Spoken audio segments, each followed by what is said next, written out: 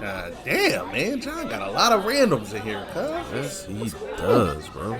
Yo, Tim. They go tell Tim over here, Tim. They gonna tell me, yo, Somebody TJ. sleep on the What's up, couch. Tim? Hey, what's up, fellas? Hey, so why are we here? Like, can we even record here? Yeah, listen to this nigga. Can we record? This is what we gonna do.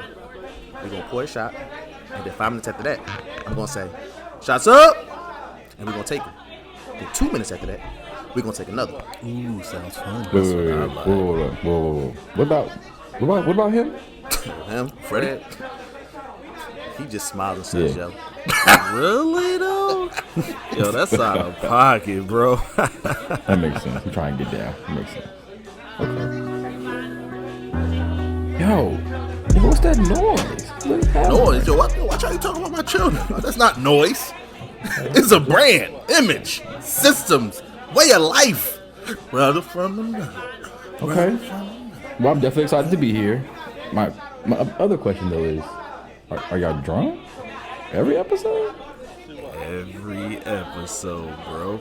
Every single one of them. Look, listen, you get your Bombay, maybe some lemonade, or some Kraken, or some Jim Beam peach, and then it's on after that, man. Okay, I can get down with that. Well, I guess the bigger question after all of that is, so we drink and do our job? Yes, sir. Listenership loves it. Shots up. Brother from another, brother from another, brother from another, brother from another, brother from another, brother from another, brother from another. Boogaloo. Yes, sir. Yawa. Friends. How many Yo, of what us was out John? What was there? John Friends. ringtone on this, John? John still got ringtones on his phone. I still got ringtones. I do. For Daff is 143. cute shit. Everybody else get meat. Everybody's Say Philly on the map again. And I'm talking about myself. It's way more about me, my ringtone. Well, my ringtone is so Dev, so represent that, so Can you Dev, not so. bring pre-production on this, no? No, I told you about one of my top 5, so I don't understand. He might He's be still not in beating top Trey 2. Songz. How about that? Since you were I not bringing it bring up. it, but then he bring In it the verses, he not beating Trey Bow Songz. Wow might be. Just drop the John's chat. top 2. Drop the tweet right now. Drop it right now. John got a Scream Tour T-shirt. I wish I had one. Hey, And it only got Bow Wow on it. just Bow Wow. Just Bow Wow. Ain't got nobody else on it. All the people are part of that tour. He said, I don't want them. Give me the Bow Wow one. They be making excuses for John. They'd be like, John went there for the girls. He'd be like, no, I didn't. I went there for Bow Wow. Y'all got me chopped. You my top 5, dog. What y'all talking about? Top 5. What you talking How y'all feeling today, man? I am happy. Can I say why I'm happy? Much better. Much better. Oh, Freddie, calm down. Nobody thinks. Nah. It was a rough Relax, one. Fred. I know it's one of our topics. It's probably our last topic, but that was a rough one for me. Oh man. I mean, we can talk about it now if you want to.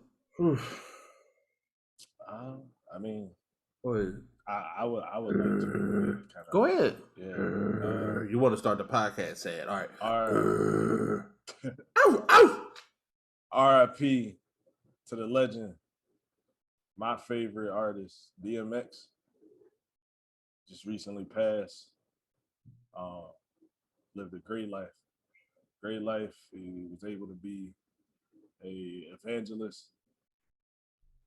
It was rough for me because number one, he was my number one artist all time, my favorite.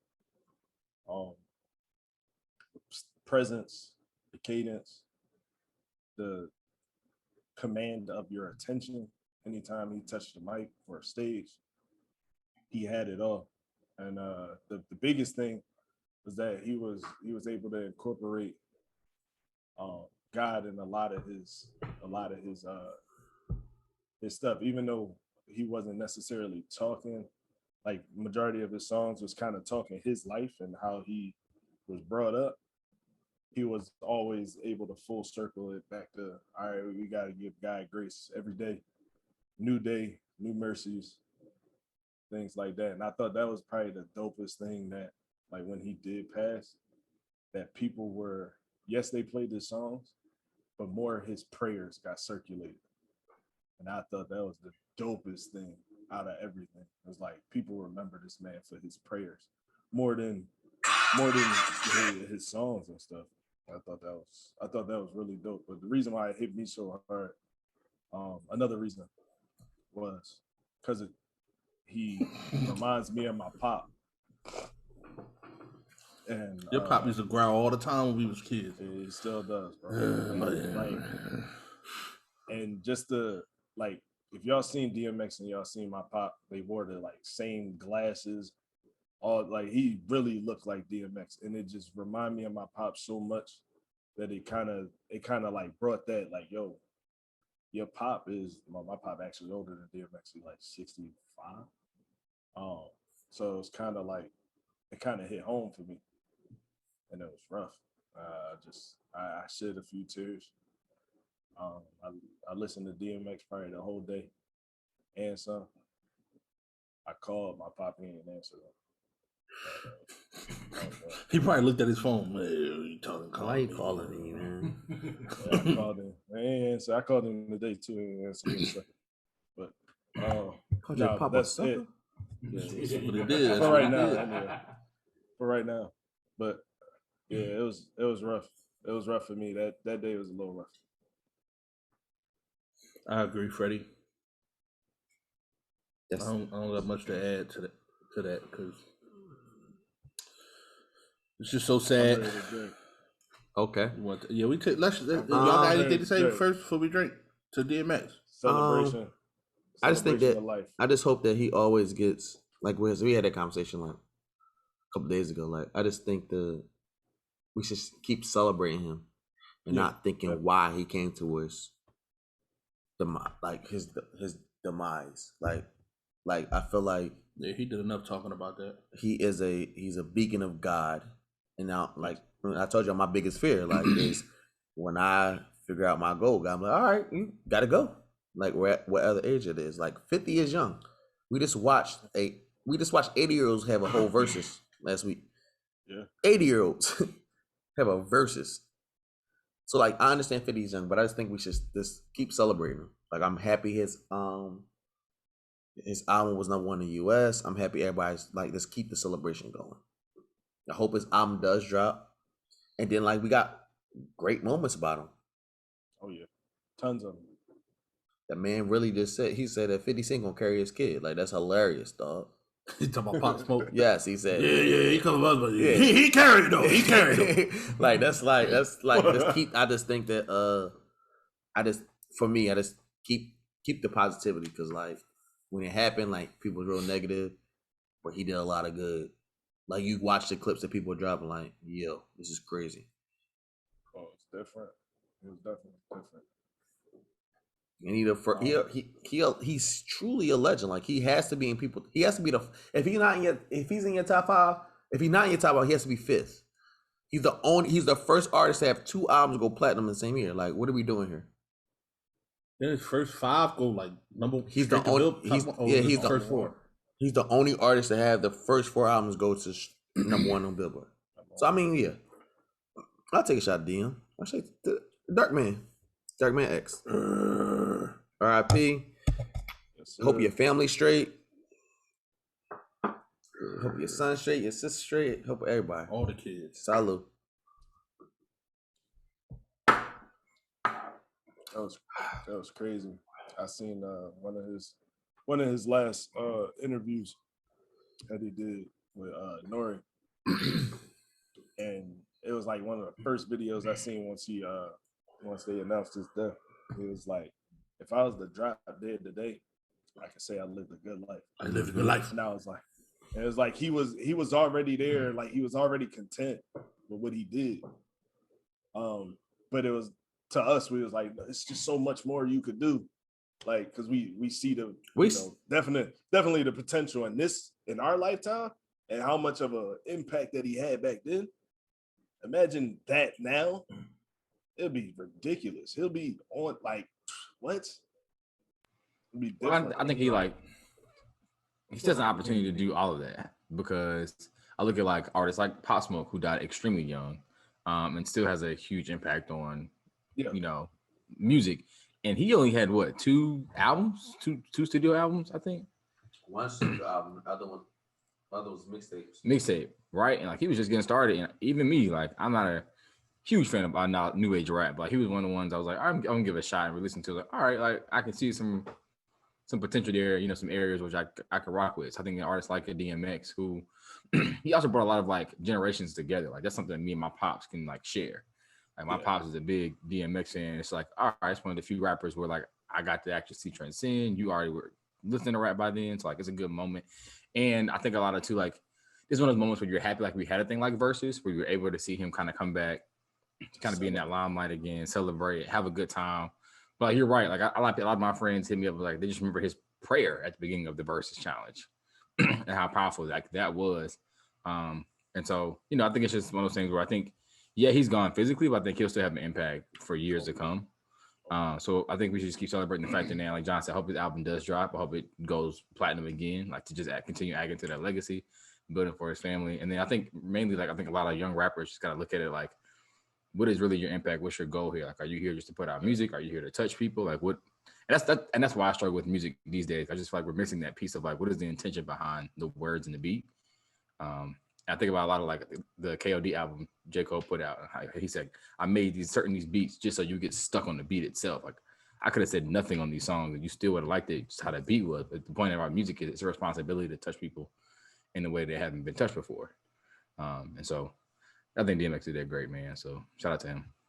And that's why I stated before in a previous podcast where I felt like a lot of our music nowadays is selfish because there's no intent other than, hey, I just want my money from it. Right, no enlightenment. It's just Well, and that's why. Well, last podcast I was ill on the weather. You had to get that out. He couldn't wait. He waited for the perfect time. I had to get that in there. And like, yo, I was ill. But no, like it's crazy because I called Chase and I listened to the podcast and then I heard what you said and then right after that I watched the interview with D.M.X. Like, who wants to make happy songs all the time? Like, who wants to do that? Like, you're supposed to make how you feel, and that's why that was my like. If you look at D.M.X. and say, oh, if you're gauging selfishness on how D.M.X. act, then everybody's selfish. I'm not stopping in the street to talk to some random person that happened to know who I am to take a picture. So I'm he got a lot of that. That's what I'm saying. So if we gauging off DMX, that's what I was trying to get to when I was sick last week. Like selfish is if you put it out for people to consume, you can't call it selfish because at the end of the day, it's still your art. So it's a little bit selfish. But if you know that your fan base and that's what the people want to hear, then that's not selfish because you're doing it for them. It's the reason why Kendrick's second album didn't sound like the first one. Like he was like he called people like, yo, should I do this? And like, no, yeah, like change it up. Because they're going to, if you're good, they're going to gravitate to you regardless of how you act. So if you do this, then you won't be put in that box. Which the Future, like as much as people love Future, he's in a box. If he not dropping certain songs, they don't really care what he's saying about. They like, oh, it's trash. He in a toxic box too. He gotta be toxic. It's like that's what I'm saying. And if it's positivity coming from Future, it's like no, I don't want that. It better be toxic positivity. You can't talk about. So that's what I was trying to say when I was sick last week about it. Thank you, John. I know you're sick. Thank you for letting us know. Title of this podcast, John was sick. John was definitely sick. Heavy quotations on the sick. On the sick. And throw up once. One of my ex. That's probably the last thing I bring up on the podcast about it. But his one of his quotes from it wasn't a prayer. It was more of a. It wasn't a prayer. It was more of like a freestyle type thing where he was like,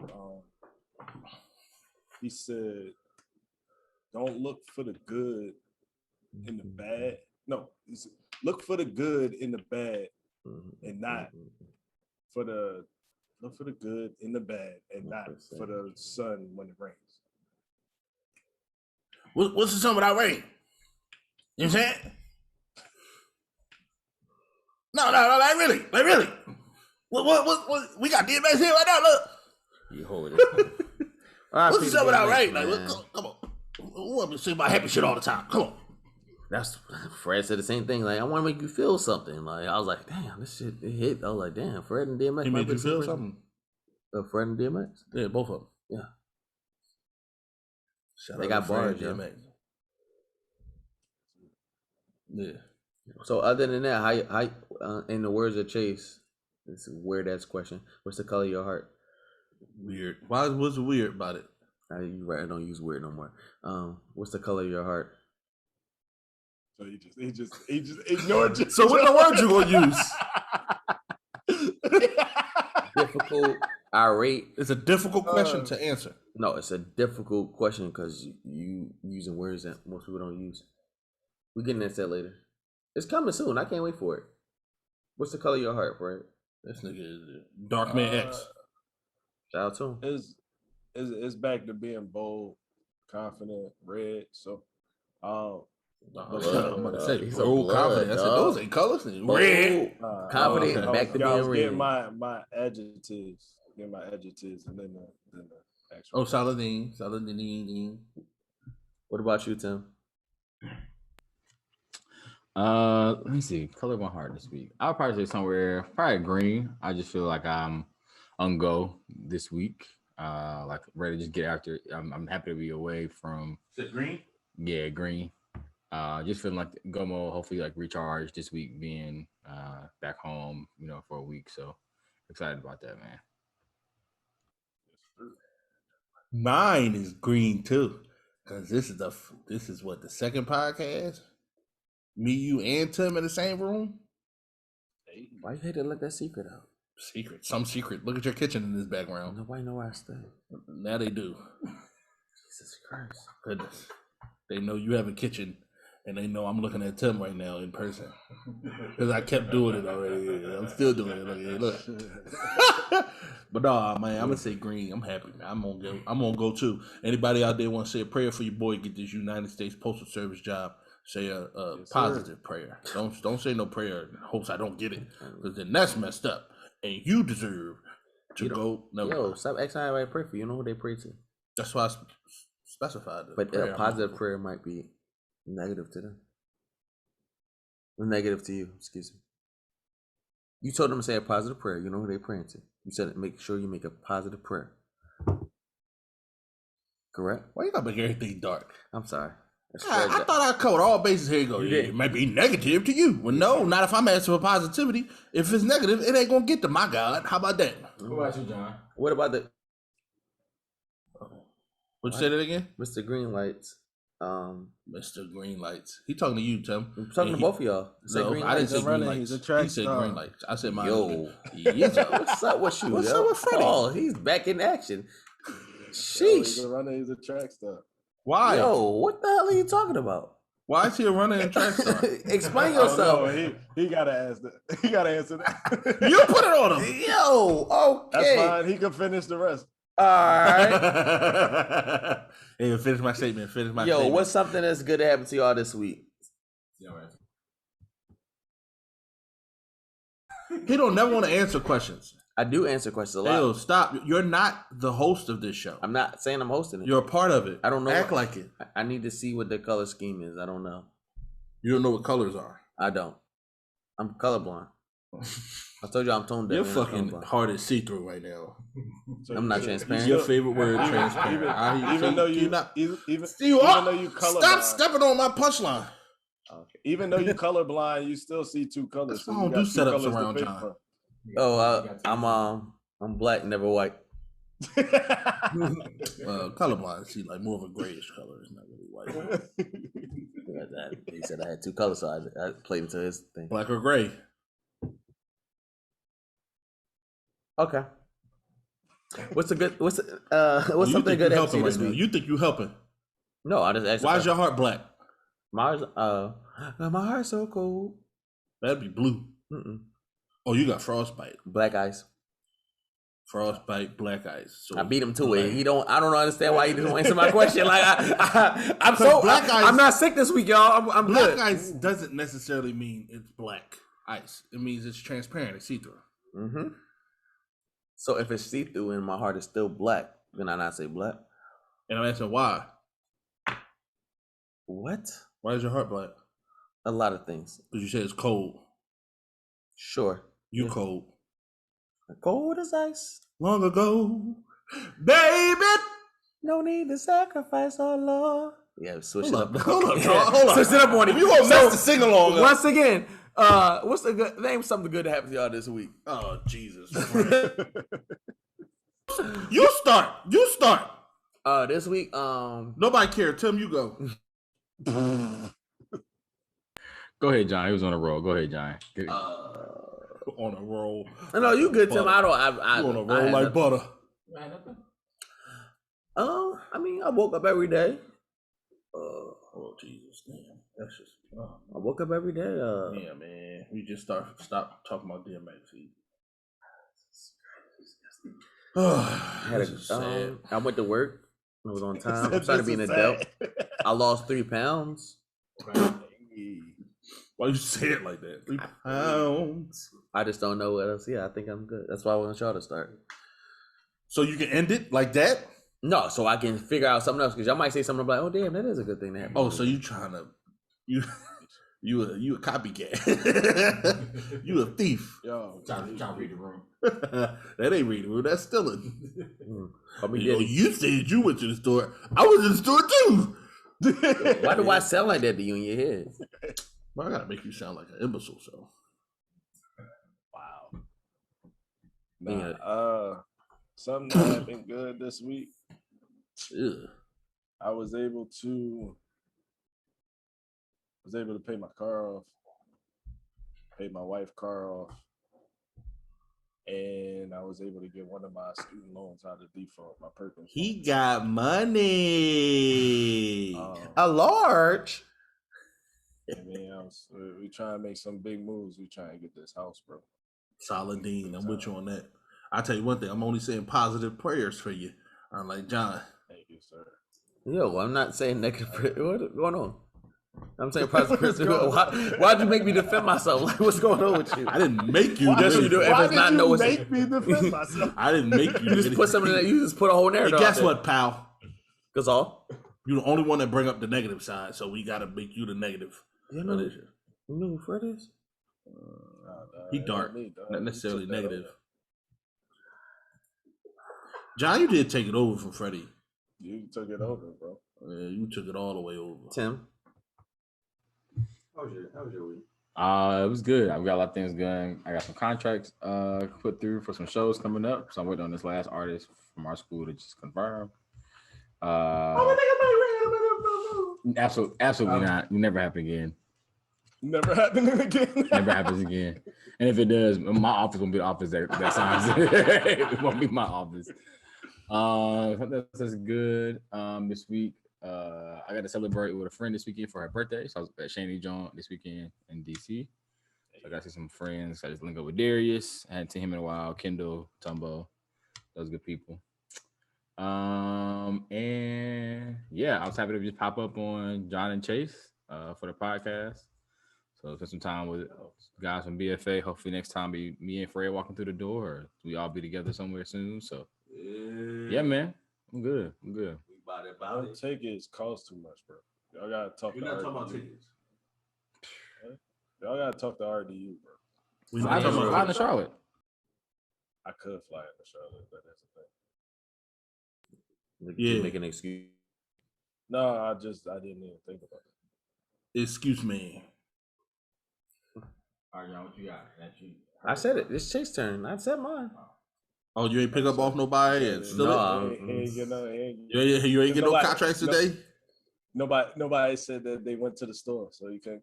I don't leave the Fred house. did go to the store. He did go to the store. Chase, no, I don't leave the house. He went to the gas station. Well, you went to the gas negative. station. You went to Walmart. That's what you went to. That's your Sam's Club in there. It's crazy. He said a department store with a gas station. You Harris Teeter Sam's Club. Fred went to that and he sold drugs to kids. I don't even know how he act like that.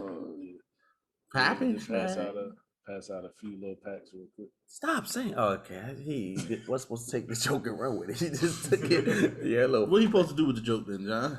Let you answer your question about what happened good to you this Ain't week. got nothing to do with the joke. What he supposed to do with the joke? He's supposed to pass it to you unless you tell you what you had a good week about. You saw he just took a swig of his champagne. We need to. We should pray for Freddie right now about that. That he just did that. He's an adult. Adult? I can't. Ain't no E's in adult. Adult.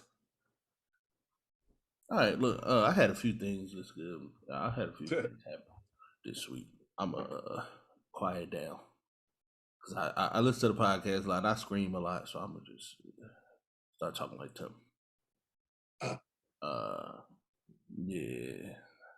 Quiet storm. Is this because? Is this because your cursing fine is back in effect? See that? Let me get to that. It was yeah. I'm just asking a Number question. one, yeah, it's back. It's back, but that ain't necessarily. It's just a question. It might be good on the internet. Depending on who's looking at it. like I said that, like I said before, like the United States Postal Service. Shout out to them. I hope I get this job. Did my fingerprints Friday. That's a good thing. Two, my back is feeling better. It still hurt. I forgot that blew your back out. Could you not say that? Why would you say that? Can you say if I'm lying or not? You lying? Oh.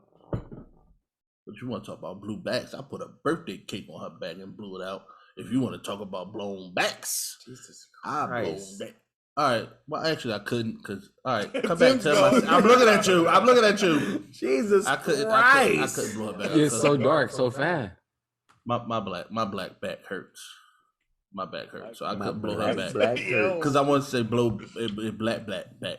But yeah, so that those two days are positive days that happened to me. And number three, I'm trying to refrain from cursing as much. So the fines are back, and not a quarter, 10 cent at curse word, 10 cent. Whoever that's what I'm sticking to. Hey, whoever can tweet Brother from the podcast and tell us how many times he cursed in this joint, I will send you the accurate amount. So I got you personally. What you mean? I'm gonna send them the money. Oh, you gonna send them the money of me cursing? Yeah, if they can tell me the accurate amount, I'm gonna sue myself. So you gonna go through the accurate amount and find out for yourself? They're gonna hold you accountable, bro. No, that's cool because that's why I answered to y'all. That's why the fines are back to hold me accountable. Because I'm going to slip up. John is going to make me curse. No, I'm not. Nobody else might not make me curse. But if I can make John defend himself, then he can make me curse. So, My hand. yo, don't tell me to shake your hand again. My fault. So, is this like a development of like personally or like action, or what do you think this the It's cursing? personal. It's personal. I need to refrain from cursing as much. But I want to get to the point where I'm just using curse words for artistic impact and not necessarily cursing just cause. Like it's just sometimes I just curse just like why? I'll be listening like why? So you think if you was Samuel Jackson, you'd like cursing for no reason? Nah, if I was Samuel Jackson, I'm pretty sure he got something in his contract for every MFer. He probably get a chin neck for that. No, he didn't start cursing till the last Spider-Man. Start? Stop. He didn't curse like to the last Spider-Man. You know you lying, right? What did he curse in Avengers? Avengers. I'm sorry. He didn't curse in the Marvel universe until the last Spider-Man. Excuse me. Say that then. That's I different. did. That's totally different though. That's a kid movie. So you think he? And he even had a part where he disappeared at the end, and he was like mother, and they purposely did that. So that was Spider-Man. No, that was Avengers. That wasn't Spider-Man. He didn't. He didn't. Yes.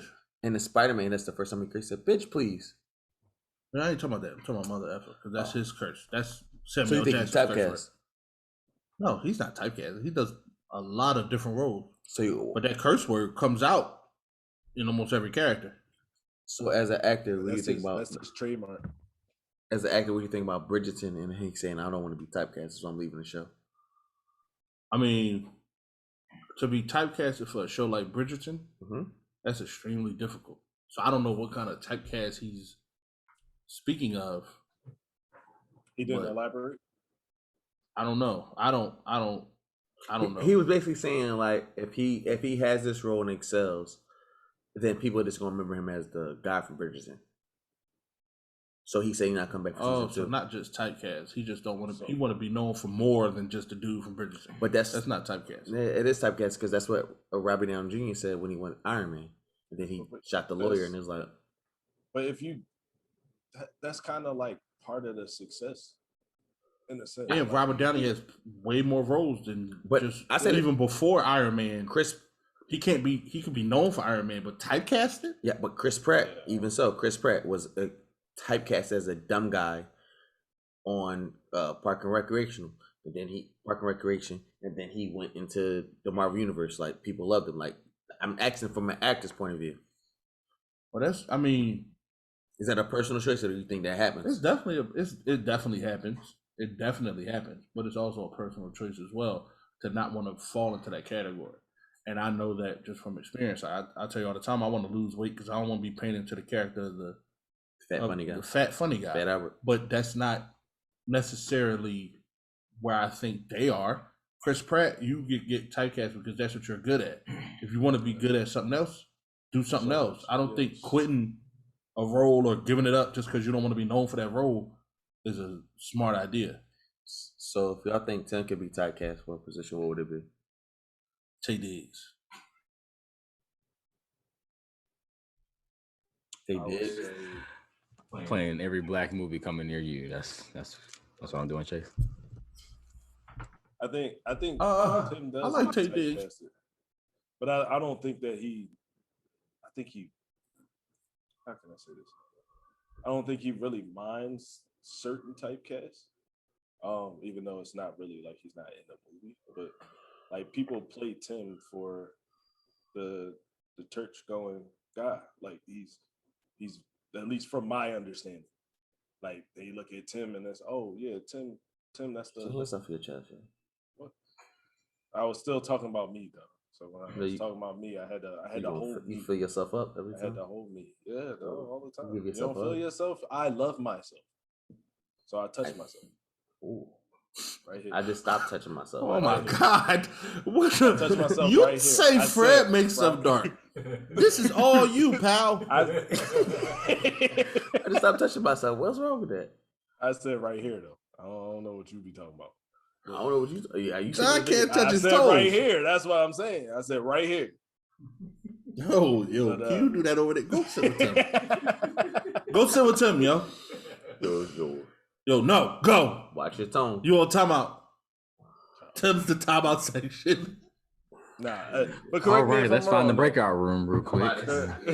Correct me if I'm wrong though. At least in Central, it seemed like Tim was kind of casted in the that's the church going. He's like perfect, more perfect than anybody. He couldn't do anything wrong, type person. But that's how. Like any actors, though, it depends on who you ask. Yeah, that too. It's just I think like everybody got different facets. Like to paint Tim in that quarter is not fair to him. So I understand why people don't want to be typecasted. You know what I'm saying? Like I understand that aspect, but my whole thing as an actor is I want to lose weight to just get out of the first impression typecast. Right. Like if you look at my work though, nigga, I'm thorough. Yeah, I'm much more of a fat funny nigga. So can I put my conspiracy theory on this? The what? Conspiracy theory. Conspiracy theory. My conspiracy theory is I think he got movies coming up, and it was just like a conflict of interest with contracts. Because Netflix just signed a deal with Sony. In 2022, they're gonna have all those movies straight to streaming. Shout out to Warrior. Okay. Y'all think that's part of it, or y'all think whose stock you think gonna go up more? Netflix. They already raised the. I think it's been in Netflix plan because they already raised the monthly fee. I gotta find somebody to account because they already hunt me down. I don't know the last time I paid for that. $9.99. I watched Sony stock. I watched Sony stock go from 89 to I think it's like 110 now. That's why I was asking. That's a good jump. You watching I was kind of mad because I seen it, and then I was like, all right, I'm about to buy it. And I sat on it and just kept going. you watching Space Jam next week? I don't know. I don't like for me. I said I don't know. You said Space Jam. I said I don't know. For me, like the first Space Jam was because I was in kid mode and I was, love basketball. I was in kid mode, so cartoons was the thing. Right now, I'm not feeling the Space Jam, and I know like I watched the interview of LeBron. He was like, "This isn't Space Jam 2. This is more of a new entity of Space Jam." They paid him to say that. I mean, yeah, of course, but I just don't think that I don't look at that the same anymore, like how I did when I was a kid. So I probably won't. I think he said that because of the Coming to America 2 effect. Probably. Yeah. He don't want it to be compared to the original He Space should Jam. have. First on like. So I understand, but at the end of the day, you still got aliens. You still got to play with Bugs Bunny and them. Like it's just. Is it aliens? What do you call it? Robots? You saw? I don't. He got to go to another planet, don't he? I don't. I really don't know. Oh, you ain't see the trailer? I saw the trailer. I just don't know what's going on. Like he got digitized, and it was like. But they made him a cartoon. Yeah, they made him a cartoon, but he got like. Is he in TV? Is it technically aliens? Like I don't know. Like I knew the concept. Like all right, aliens came. His son got pulled into a digital. Yes, a digital space, not aliens. That's out of space. Oh, so you saying he playing that shit Space Jam 2? Okay. Yeah. Get what I was saying. The fuck?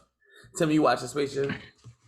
I mean, I'll probably watch it. I just try to give things a chance, and I think my biggest thing, I don't want him to be a cartoon character the whole time. I think yeah, I know for a period of time that he is a cartoon character. It's like I kind of like Soul. Hope it's just not like I don't get to see him be himself in the movie, kind of like Michael was. Like I like the fact that you had this real person in, that you had a real person in like this cartoon universe. I know John would jump in there so bad. I'm letting you talk though. Go ahead. Yeah, and I'm not going in like comparing it. I'm really just watching it for face value and hope to get a good laugh and something else to talk about. I mean, I think it's a great move business wise for LeBron, and I think selfishly the merchandise is going to sell amazing. Like those jerseys alone, I was just like, yeah, them jerseys that crazy. It's tough. I ain't gonna lie. I would definitely rock those jerseys. Yeah, and unpopular opinion, I think Bugs Bunny is the biggest cartoon character of all time. Unpopular opinion. I'm biased in that. I don't think there's nobody bigger than Bugs. That's the reason why he was the cartoon character in Space Jam. Yeah, like he thorough. Yeah. So. Fred, when the last time you watched the first Space Jam? Like when the last time you watched it? The last time it actually showed up on when he was in Phoebus because he was on TV. He don't like laughing. I want to say like sometime in January it was on TV. Oh, but you watched it. It's fairly recently. Yeah. Oh, because you said that you was a kid when you watched it. So yeah. I wanted to know if you still enjoyed it as an adult. I did enjoy the first one, but it was more like nostalgia. Like, okay, yeah, like this is the feeling that it gave me when I was a kid. That's dope. But I don't. If just going off of what LeBron said, if it's not what that is, I kind of like you got to watch it to find that out, though. I do, and that's the bad part. That's why I don't like watching people interviews before they do stuff because they give me like these certain like the wording that they use be like making me mad inside. I'll be like, I don't even want to watch it no more. Like you pissing me off. Yeah, but Space Jam is huge, especially for me. I love Space Jam. Well, do you think they're gonna do some shoes off of that? Off of this already. He just dropped. I've seen like 2 samples of LeBron for real. Yeah, I ain't even see those yet. You gotta show them. And I think they're gonna do like how they did with Jordan, where they did like the spinoff of Bugs Bunny. He's gonna have his own LeBron shoe too. Okay. Yeah, but was those Space Jams for the movie? Like that was specifically, or was those just his next sneaker and they just correlated to Space Jam? We don't know. We wasn't there in the 90s. I was there. we weren't there when they designed it. Like we don't know. I know because I know they call it Space Jams. I don't know the intent. I'm just asking for the That intent. was- You that's don't know the the- intent. Like premiered it.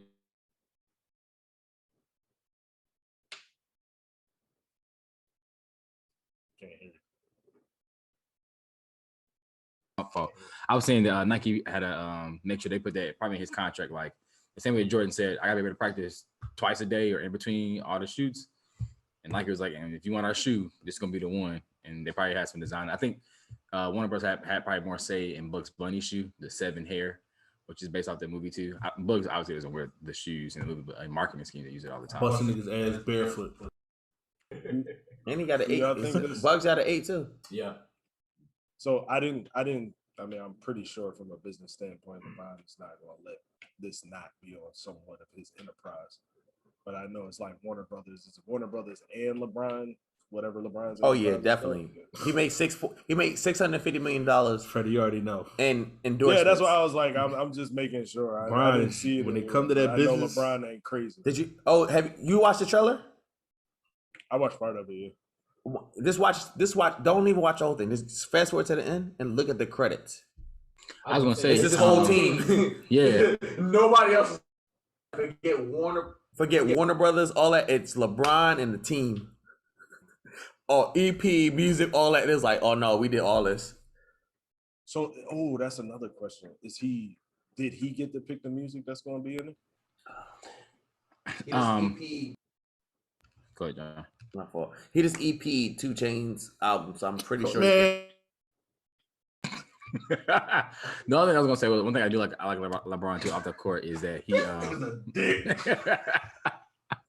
I like the way that he puts his team on all the time. So it was very cool to see it was LeBron.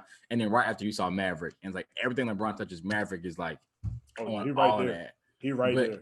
I've been watching Maverick for some time now, and he's also a really great businessman. I think he's a really good voice of reason for LeBron. It's like LeBron, this is a good move. Like that whole barbershop series he was doing, like I hope he brings it back. I'm ready to watch those again. Those are really good. And I think part of me is like, was it I Am Athlete? It's kind of like that, which I'm late to the party on, but I've been catching up, and it's really, really good. Like that's where I see Brother from Another a lot like that podcast a lot. I think we don't touch on the same issues, but I think if we did, I think it would even push us further ahead. That's another like post-production conversation. I like that barbershop, the shop, I think it's called. One of the main things is that you find out who top dogs in the industry. Like if you put all these people from the industry in it, the ones that's quiet, it's like I like they that. soaking in. Yeah, I like that because sometimes it's people soaking in, and sometimes they just can't find their footing on what to speak on because somebody more prevalent is speaking on that issue. Like I just like that kind of stuff. And sometimes I like the ones that just sit there and just be like, nah, I'm listening to y'all. So I want to hear y'all. What happened if he gets like, because they consider him a GOAT, and I mean I would consider him a GOAT of his time.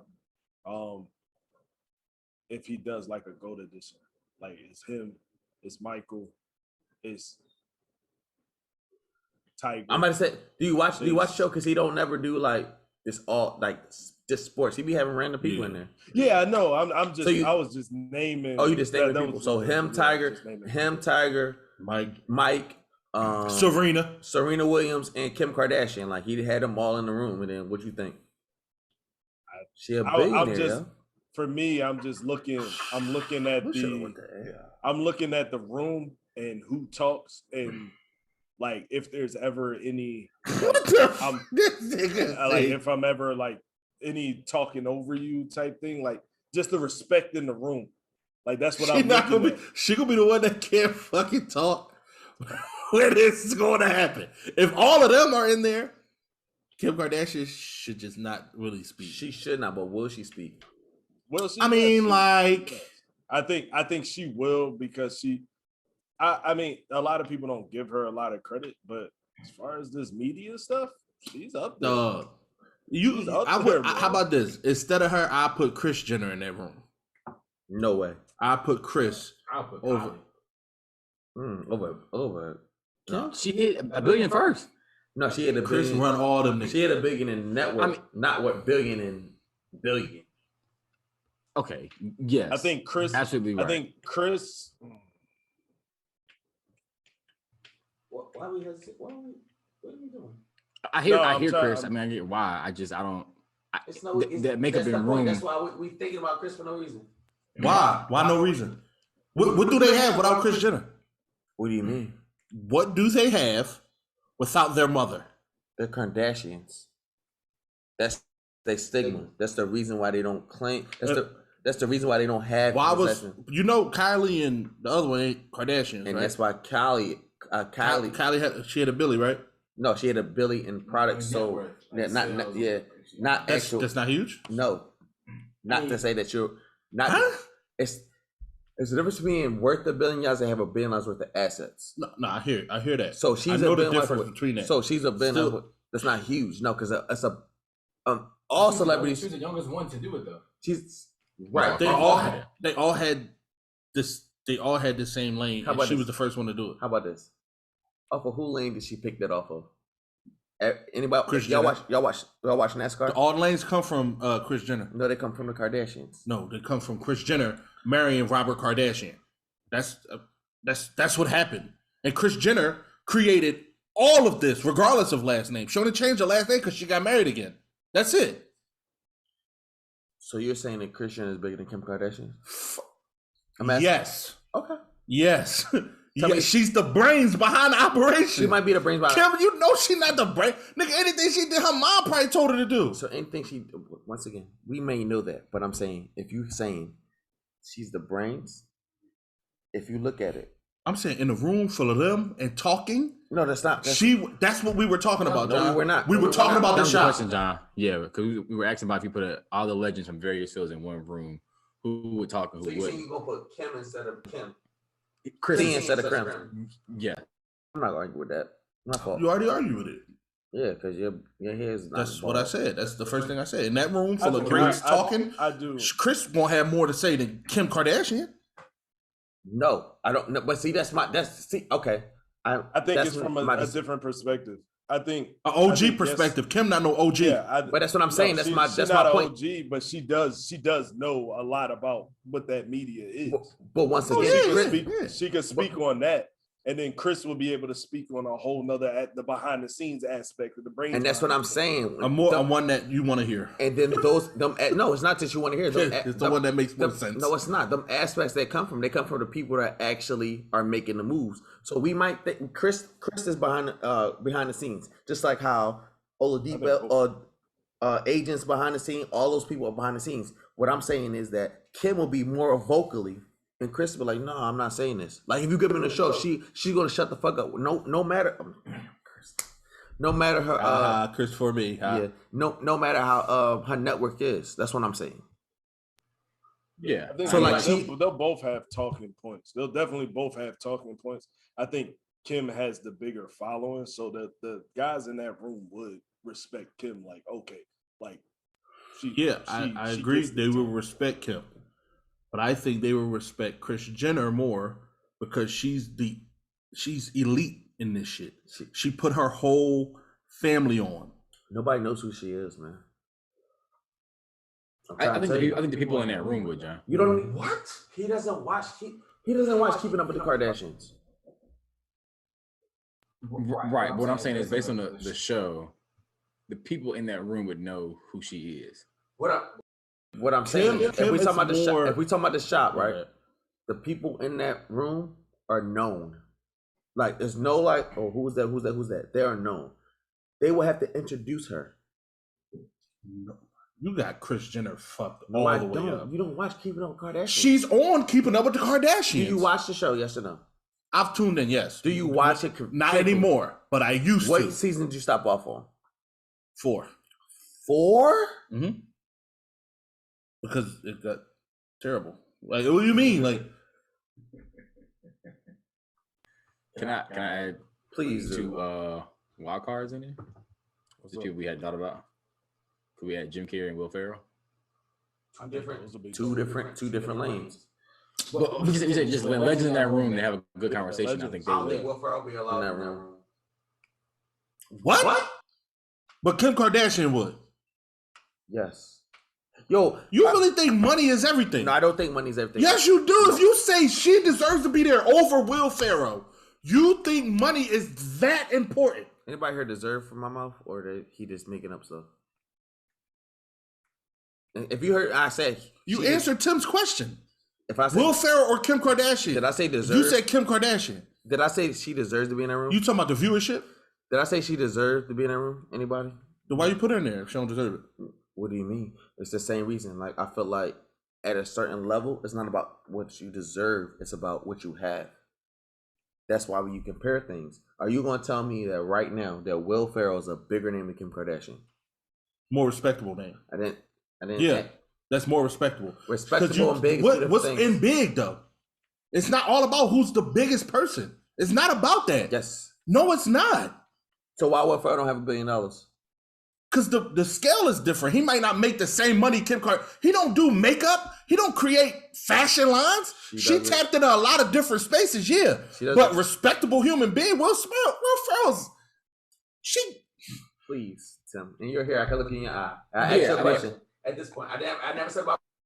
My question is, who is a bigger name? If they say that Will Ferrell is going to have an event and Kim Kardashian is going to have an event, who you think was going to have a bigger turnout? Regardless of the reasons why, who's the bigger name? You arguing Billboard now? That sounds like the Billboard argument. That's the biggest. That doesn't change my statement, Chase. That's what I'm saying. All right, if you throw something, and I throw something, right? Mm-hmm. And I get Kanye, Jay-Z, and Pharrell there, mm-hmm.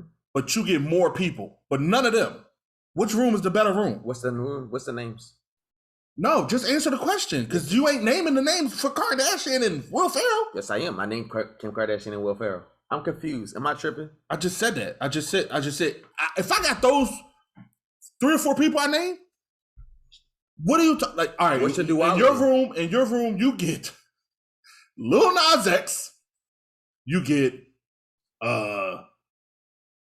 who's a fucking you don't have none. It's okay. You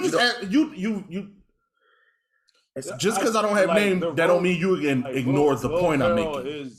You can't ignore that point. I didn't ignore your point. You did ignore it because you got based off the fact that I couldn't name it for it.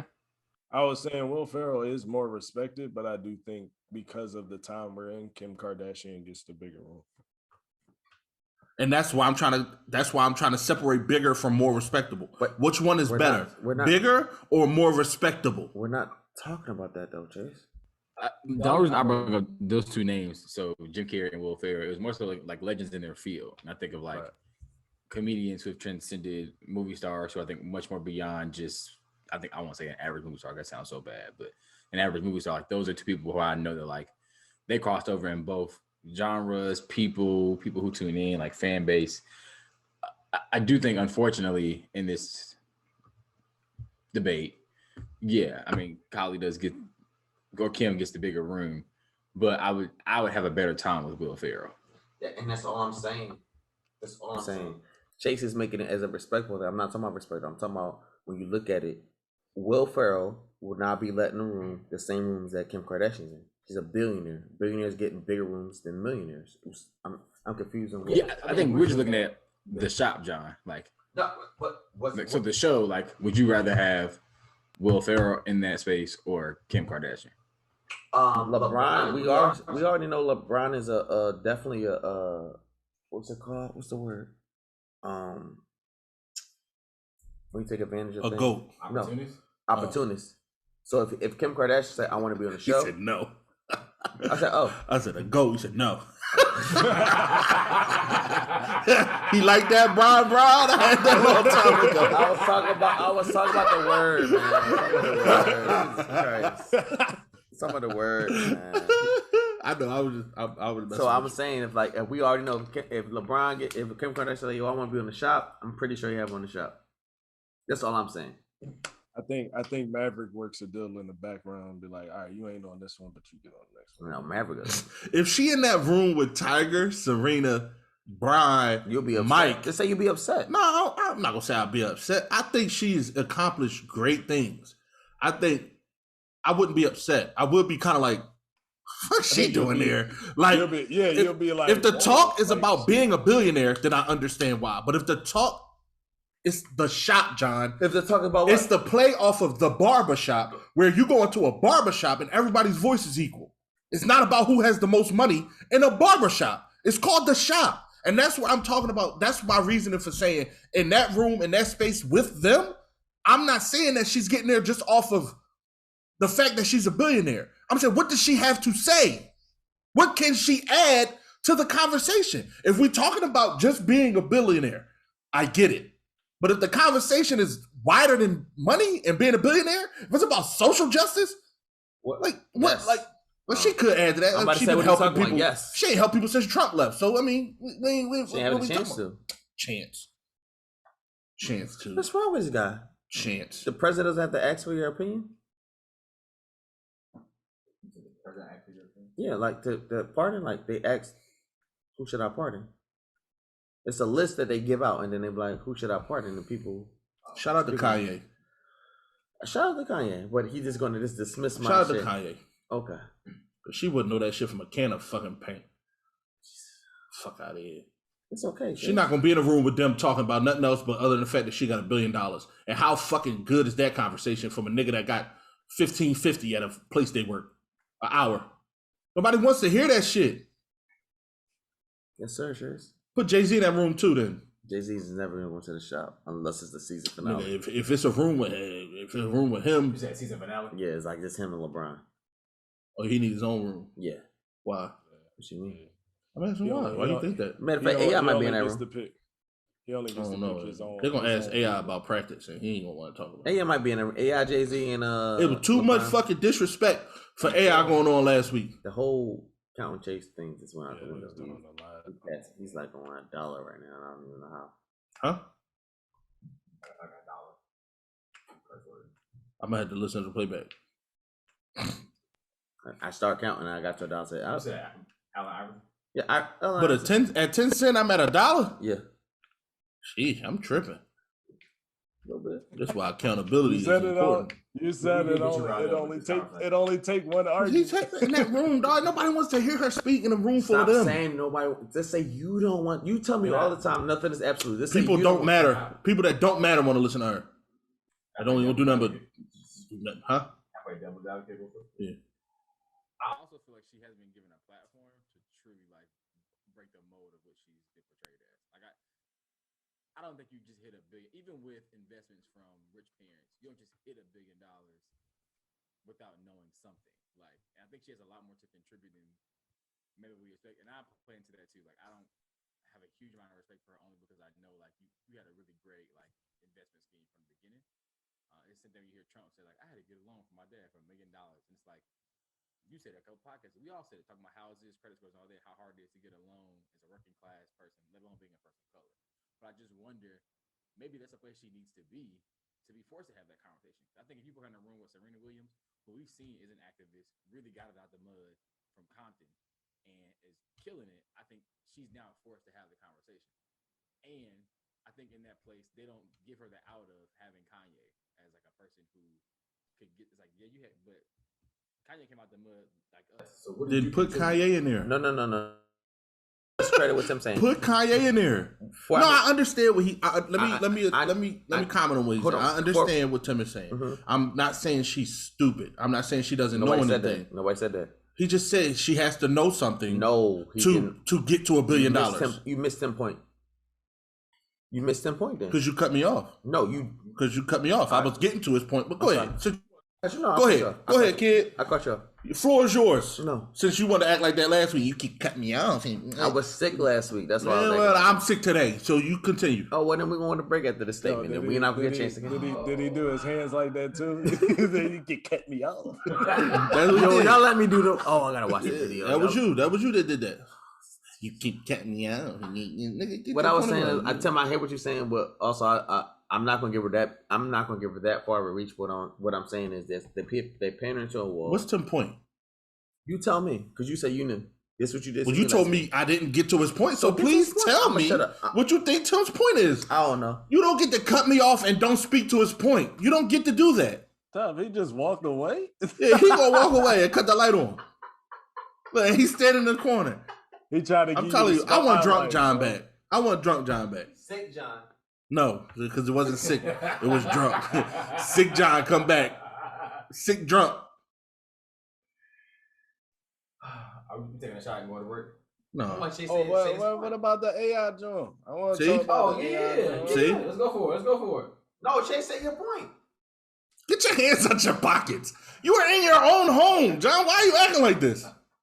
Look at that. I'm not even gonna move the camera just in fear of fucking something up. And that's another damn 10 cent. Just say your point. She may need to be in that room. And that's why I stated that she would be the mouse in that room and wouldn't have much to say. Wouldn't have much to add unless we're talking about $1 billion. She would sit in that room and just be a listener. Because those people got it differently than her, probably outside of Tiger. But even Tiger got it from the mud. That's all I'm saying. Huh? Because I'm talking about in that room. Because we named Tiger as to be a person in that room. But I would put Allen Iverson in that room before Kim Kardashian. So what, LeBron? What we were talking about is we were talking about the facts of it. If they had a special on who is the most the GOATs. No, on the GOATs. Yes, tell me why she's not a GOAT of entertainment. Not a GOAT of entertainment? No, tell me why she's not a GOAT in entertainment. No, she's a GOAT of entertainment. But she's a different kind of GOAT. Though. It doesn't matter. She's a GOAT. Financially, yes. That's why I always say if you talk about getting a Billy, she could talk about it all day. I mean, the true GOAT is her fucking mother. No, it's not. Her mom. She would have more to say. Her moms don't have apps that shut down Apple. Her mom will have more to say. Her mom. It's not about more to say. Chase, her mom will have more to say in that room. Once again, you're mixing. Than she did. You're mixing respect. I'm not mixing anything. Yes, you are. I'm going off of the shop. So what does her mom do bigger? You don't get into the shop just off of being a bigger anything. Yes, you don't have anything to add. It's a barber shop, John. So why was Victor Oladipo there? Because he can sing. Who? Victor Oladipo. Oladipo. I don't know his name. And he was killing the league at that. Yes, he was. He was playing for the Pacers, and he was smoking niggas. Yes, he was. He was a GOAT at the time. That wasn't about GOATs. That specific. I will say, John, we did say the topic of that particular episode would be GOATs in the field. Right? The shop in general is not about GOATs all the time. I think it's high caliber athletes, entertainers. Maybe at that time. At that time, can you hear me, Fred? It's light, real low. Can you hear me now? It's low. It's lower. Like, I don't know what's going on. Shoot, we were doing so good. All right. I'm gonna unmute mine. Just talk loud. Yeah. Can you hear me now? Yeah. You muted yourself, but okay. What are you talking about? This? Okay. So what I was saying was, John asked, like, is it GOAT? And I was saying, no, this particular episode was looking just as like GOAT, like period. Yeah. Versus like I think more episodes, it's like you're a high caliber person in your field of work at that time or whatever else. So when Victor Oladipo did the episode, he was killing it at that point in time. I want to say who else was on the episode with that? Biambe, the rookie. Yeah. That got benched the week before. We also know when episode was recorded. No, I'm telling you. No, I'm telling. But now, what I'm saying is now that y'all y'all changing the argument. What I'm saying is that episode aired. Y'all say the GOATs be on there. Biambo, he was a star athlete from college, and they picked him because they wanted to hear how he translated from college to the NBA. He wasn't a GOAT. He wasn't the best in his field. He wasn't a top round draft pick. He wasn't a 1 round draft pick. He was just a he was a theme because they wanted to look at how people view African Americans in the industry. That was his question. That was his direct question. So that's what I'm saying. Like, if we're going to talk about things, let's talk about it in totality. If we're talking about only the GOATs of industry, she is one of those. But I didn't argue that she wasn't. I get why Chase is. But Chase's argument is saying that the only people that have been in that room were the people that were GOATs at the time. He wasn't a GOAT at the time. What? I didn't say that. I didn't say every episode the shop only had GOATs.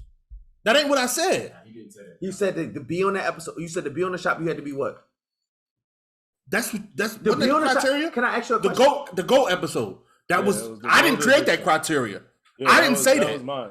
That was I me. asked you That was about me. when I said the GOAT Thanks, edition. Fred. I asked Thanks, you about Freddie. Victor Oladipo, and you said, and I said, why was he on the show? What did you tell me instantly? He was good at that time. That's what he said. Right. So, but the same episode that he's talking about, Biombo was on it. He wasn't good at that time. He fit a storyline. But you also said the bigger picture in that episode was looking at how Africans Oh no. translate. Right. That was before my point. What I'm saying is, Chase said that at that time, Chase, because you agree, because Chase agreed that he was on that. Victor was on that episode because he was a GOAT at that time. No, I didn't say that. He was killing at that time. Not the GOAT though. I'm He sorry. was doing well. He was good for the show. Biombo wasn't doing well. Now doing for the show. Okay, never mind. Okay. If that's- He said he was on it because at that time he was doing really good. No, Which I doing agree. really good in the league, but not Biombo wasn't doing really good in the league. They was on the same episode. That's my point. What I'm saying is that if we're gonna have the criteria, keep the criteria the same. But that's what I'm saying, John. So the episode, this is a fictitious episode that we're making Of goats, of goats. Goats. And But she we're is a saying- goat of entertainment, regardless of what Chase is trying to say. Right, Because then he, she fits in it. but he said that she's not a better name. He started changing it. That's all I'm saying. She's a goat of entertainment. She got her family a lot of money. She shut down Apple. How many people shut And down? my Apple? argument was she's not the GOAT. She could be a GOAT, but if her mother is more of a GOAT in my eyes, her mother should be there over her. All I heard was my eyes, and that's all I need to hear. It's your opinion. I stated mine. That's what I've been speaking from this whole But time. it's- You always want to say There are facts, though. There are facts over opinions. Do you not agree? and your fact is she made a Billy. No, That's your fact. No, my fact. You is, always boil it down to money. No. It's not just about money, No, though. I don't. Money's not real. That's it. My fact is saying that her mind released something and she released something. You know who got the bigger draw? Kim Kardashian. That's all my fact is. And we're gonna take a break. What can we No, talk about, we ain't Alan, taking- before we go I to mean, break? taking no break. You see this jersey I got on, baby? It was too much disrespect last week. It was too much fucking disrespect last week. You trying to challenge me? What you trying to do? No, I ain't. What do you mean? Are we getting endorsed? Are we getting endorsed? No, Oh, It was too much disrespect for those who I don't have no listening. shoes here. For those who John. listening, I got an AI Sixers jersey participate.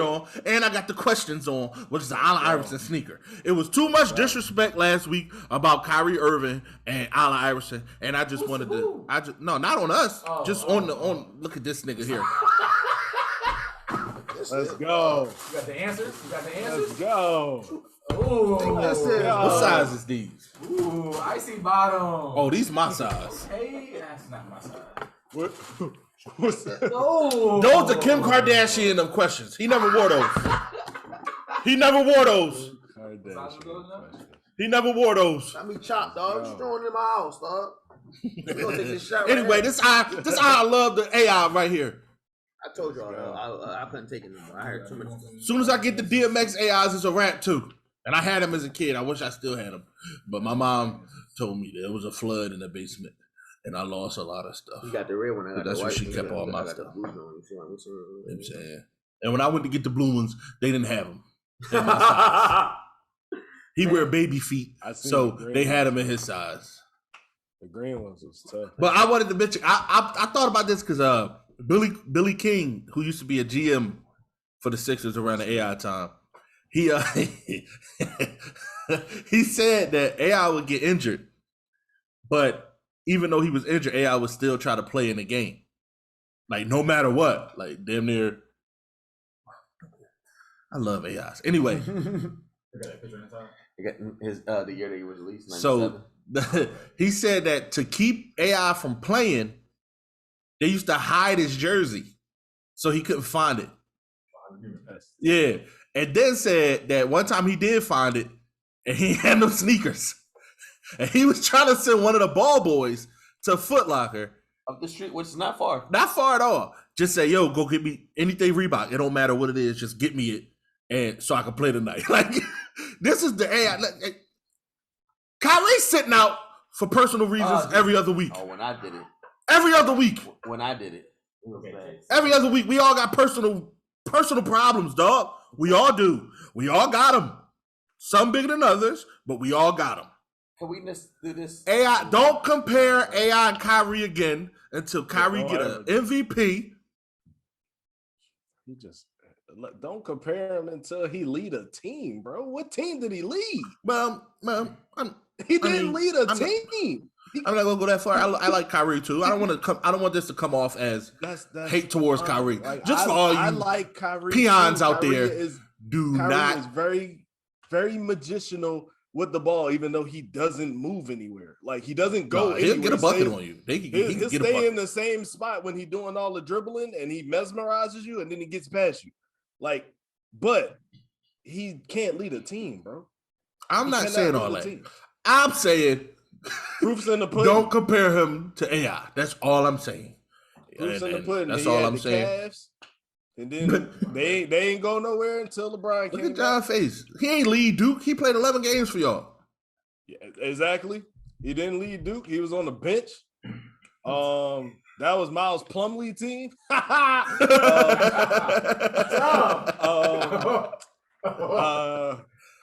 What you got to say, John? Who else? Just don't compare him to AI. That's all I'm saying, The dog. Celtics. That's it. The Celtics. He ain't lead the Celtics nowhere. Let's see. Where else? And if we talking about Brooklyn, that's James Harden team more than Kyrie. There's more James Harden team than it is Kyrie. So we're gonna go to break, and I'm just gonna humble myself. Humble yourself for what? Say what you got to say. This your platform. It's not my platform right now. Today, I'm going to be. I think you guys are listening. If anybody, The mic not catch you, so That's you fine. need to speak. That's fine. Me. I don't want the mic to catch me because this is insane. What's insane? if No, anybody, speak on it. What's insane? If anybody got something to say, let's talk about it. Kyrie You hasn't hear him? led You gonna back down from this battle rap? Kyrie hasn't led. He's not trying to anything. dance. So I don't care nothing what Fred talking about. Salud. We take a shot up. No, answer. No. John ain't got nothing to add. No, I don't know. I'm just confused because I said this last week and everybody looked at me like I was tripping. That was tripping. I It's the didn't way you say said it. anything You about told it. them to shut the F up. Yes. And that's why we looked at you like, damn, this is John. I thought this was Chase. You called them peons. Yeah, because that's Okay. me. Shout out to When the our last time you told somebody to shut the F up? Ain't that the words Kyrie used? Peons. I don't talk to peons. That's why I said it, Fred. But he think I'm just using it just, for He to was- be evil. And he was chastised for that too. Oh, let me give him the right. This little iron. Not the Dre Vine. He could be. Shout out to our sponsors. We love y'all. Who is it? Who is y'all? It is on. And we are back. Boogaloo, we back. I want to start this second half by apologizing to Kim Kardashian. And I do want to state that I understand why she could be in that room. Even though we kind of proved my point during the break. But I do want to say that I disrespected her. So I do want to take the time and just let everybody know I understand why she would be in the GOAT room with the GOATs. I'm gonna leave it at that. Shake my hand. What you say? We let us see it on the podcast.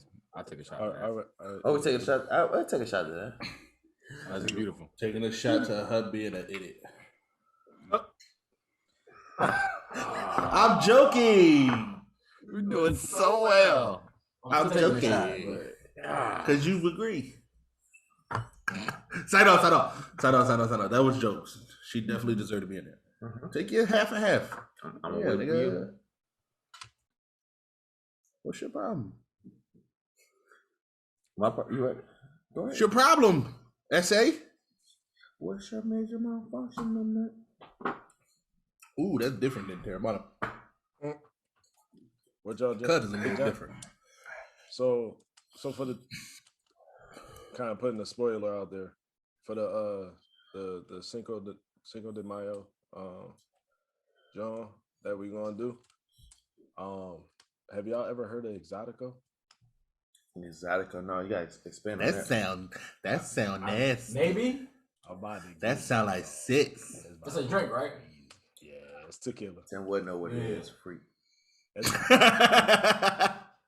But he was on mute saying that. So it's like, hopefully we caught him over here. It don't matter. Did Fred hear him? That's all that matters. Because if Fred heard him, Oh yeah, I heard it. then you What heard is it? him. What is Now, Wax. It's on wax. y'all ever saw that video of that heavy set gay dude? Well, he might not be gay, but that heavy set flamboyant dude drinking wine. He said, "What wine is this? This got me feeling sexy as fuck." I can see why this don't count as a curse word because I'm mocking some. I'm quoting somebody. I can see why y'all drink wine. Dog, I laugh at that video every time. Every time?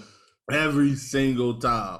It's just funny. I just thought because Exotico sounds sexy as fuck.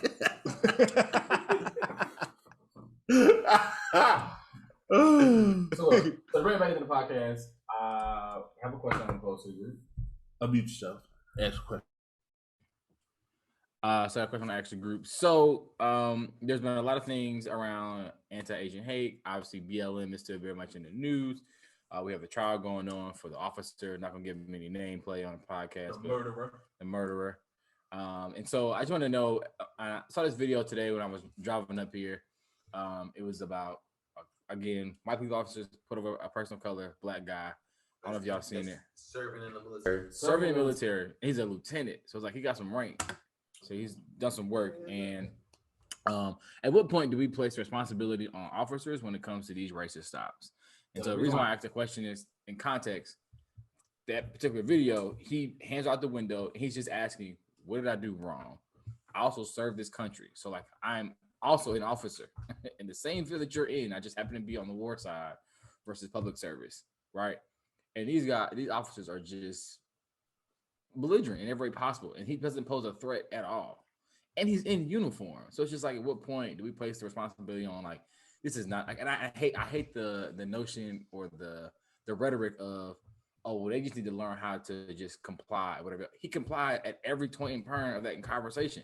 Only thing he didn't do was, I'm sorry, he not only he didn't comply, he said, I'm complying, and he said, you have an order, you need to respect, you need to do what I say. It wasn't at that point, it's not complying.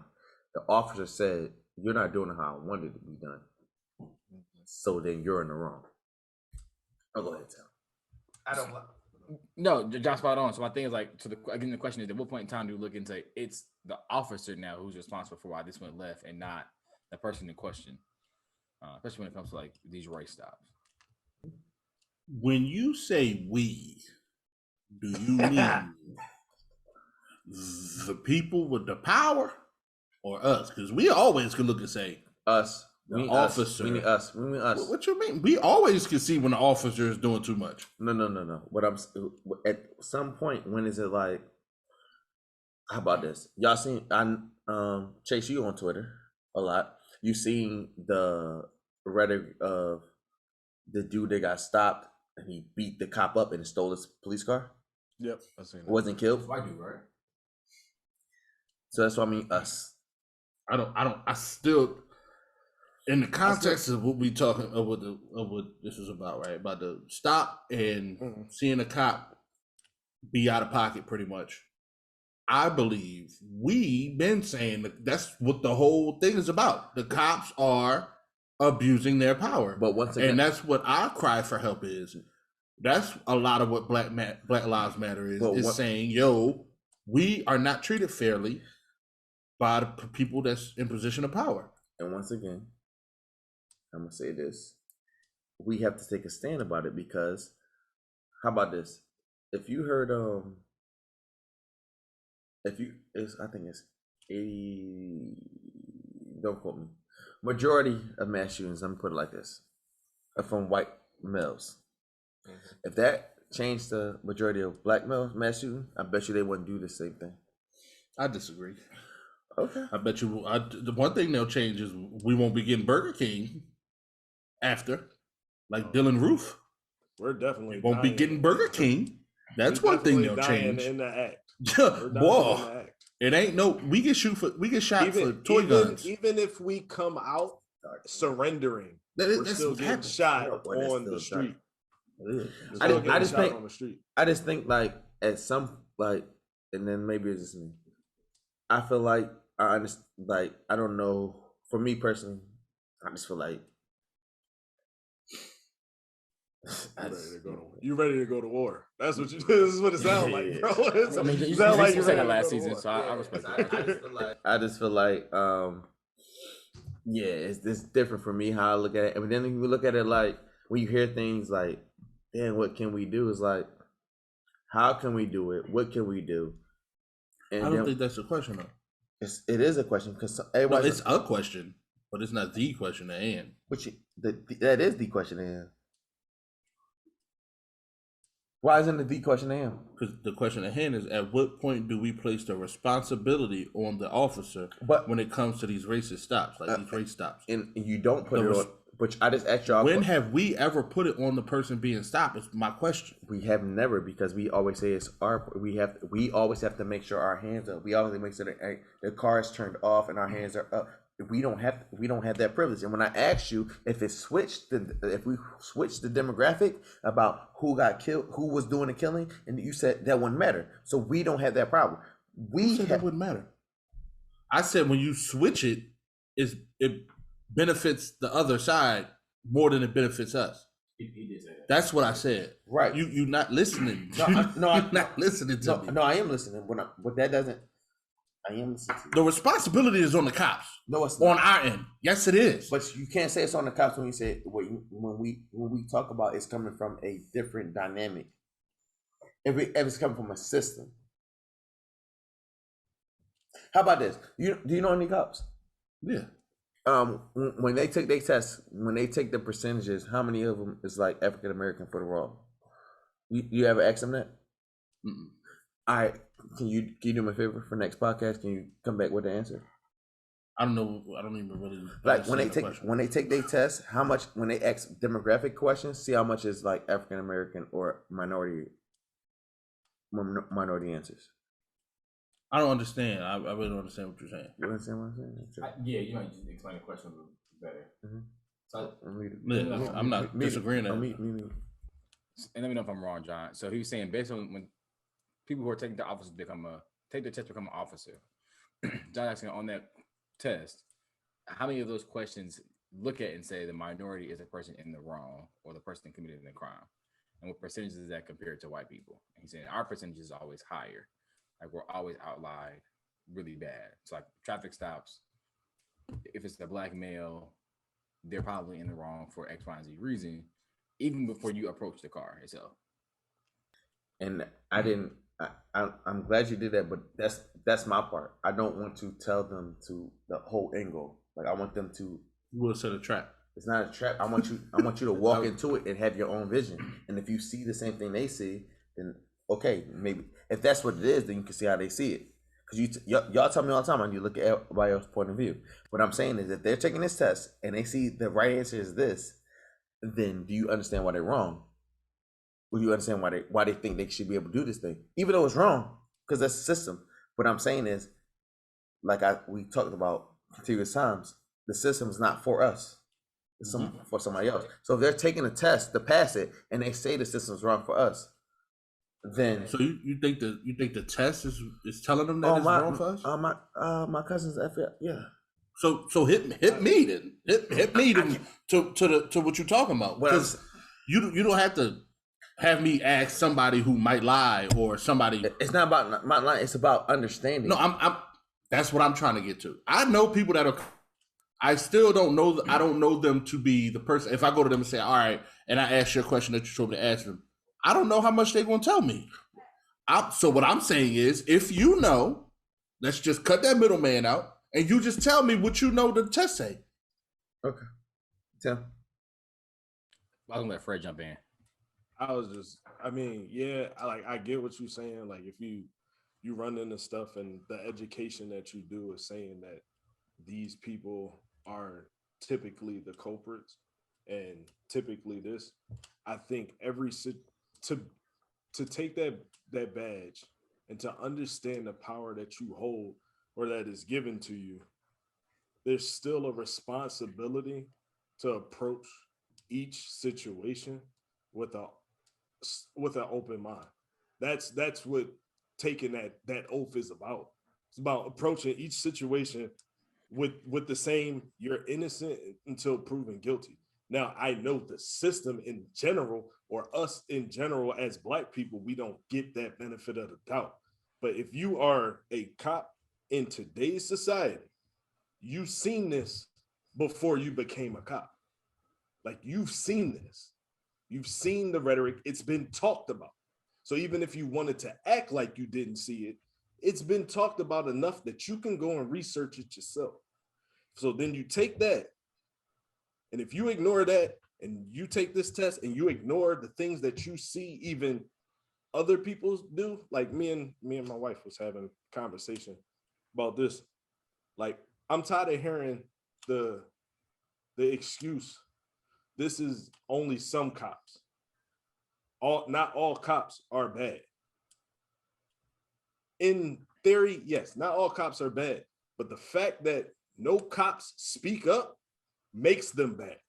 Like, if you don't step on, like, your person is doing dirt and you don't try to correct that, like hold him accountable, now you become dirt. You become bad just like them. Like, and that's how I look at it. Everybody might not share the same. And they all everybody might not look at it the same way. But for me, if you don't correct your counterpart, this is somebody you love, right? This is somebody you call your partner, somebody that you care about a lot because you're around them a lot. You see him doing wrong, you supposed to correct it. If you don't correct that, you're just as bad as him. Regardless if it's seniority or not, you're just as bad. Even if you don't hip him to the education, at least say something. Stand your ground as the officer of your badge. Like, yo, you tripping? I'ma step off, or I'ma call extra backup because you want some other stuff. Like, when does it become integrity for yourself and not like I understand there's a code, but then there's you as a person that has morals. You gotta stand up. You gotta stand up. And Fred, I understand everything you're saying. My thing was saying, like, I understand it, and I'm a full. We can get off top. We're gonna get off topic. We go to this rabbit hole. I'm a full person of it's nurture over nature. Like, how you treat somebody. So I'm saying, if you take a test and they tell you that the minorities are always wrong, it's this. Hey, Fred. Matter of fact, Fred. Yo, what's if you don't know the answer? What answer you pick? I tell you to pick C. C, right? Yeah. So if pick C. My point, no, look. So if everybody in the academy is saying, if you don't know the answer, just pick a minority. That's what they're saying. Not that it's right. Not that it's. Right. I'm no way saying, shape, or form that this is right. But that's what I'm saying. When I think about that, that's the thought process, and I get you on that.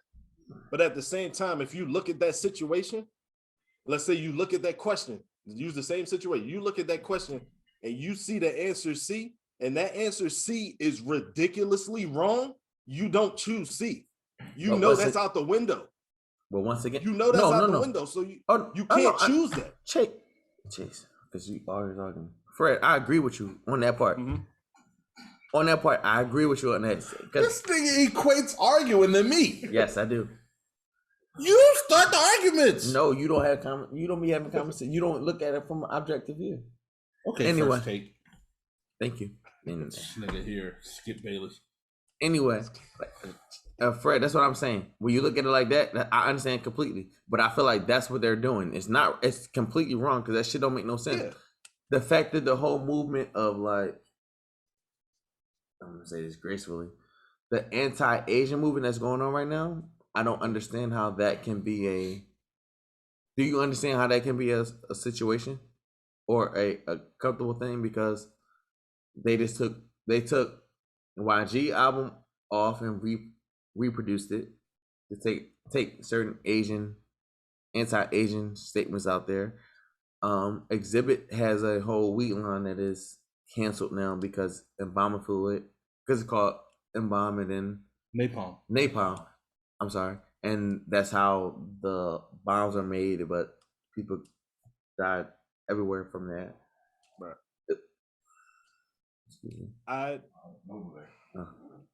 That's good. My fault. I don't understand like how that. Somebody gotta get out of here.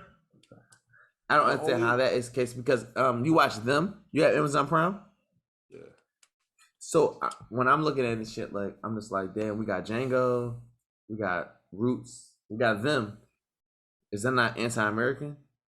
Because if we're all equal, that's not anti-American. I'm just trying to let me know your thoughts. I'm trying to find a common I ground. just don't like the comparative aspect of it. I don't like to compare. Yeah, I definitely when don't it like comes to to stuff compare. like that. Like I don't like to compare because then it make it seem like I'm being insensitive to their situation, and And that's how it's gonna come off if I do it. Yeah, like I'm really not. Like first and foremost, I don't think anybody should be getting picked on, centered out. Like I don't think any of that violence is cool. However, you cannot do certain things because like I think right now we're in a high sensitive area, and anything that's done to anybody else, it's like super high sensitive. Oh, let's change this, let's do this, let's do that, let's do this. But when it comes to us, they don't look at us with the same sensitivity. They don't look at us with the same sensitivity. They tell us that we need to get over it. I.e. slavery. Y'all talk about it too much. Y'all need to get over it. It's old. Segregation. That's what they always say that, right? But then as soon as somebody says something about the Holocaust, all walls got to come down. Everything got to come down. Hey, for the record, sorry. I'm gonna let Tim talk. Before the record, it's illegal to talk about the Holocaust in Germany, as well as should be. If you talk about the Holocaust, you go to jail. Interesting. I didn't know that.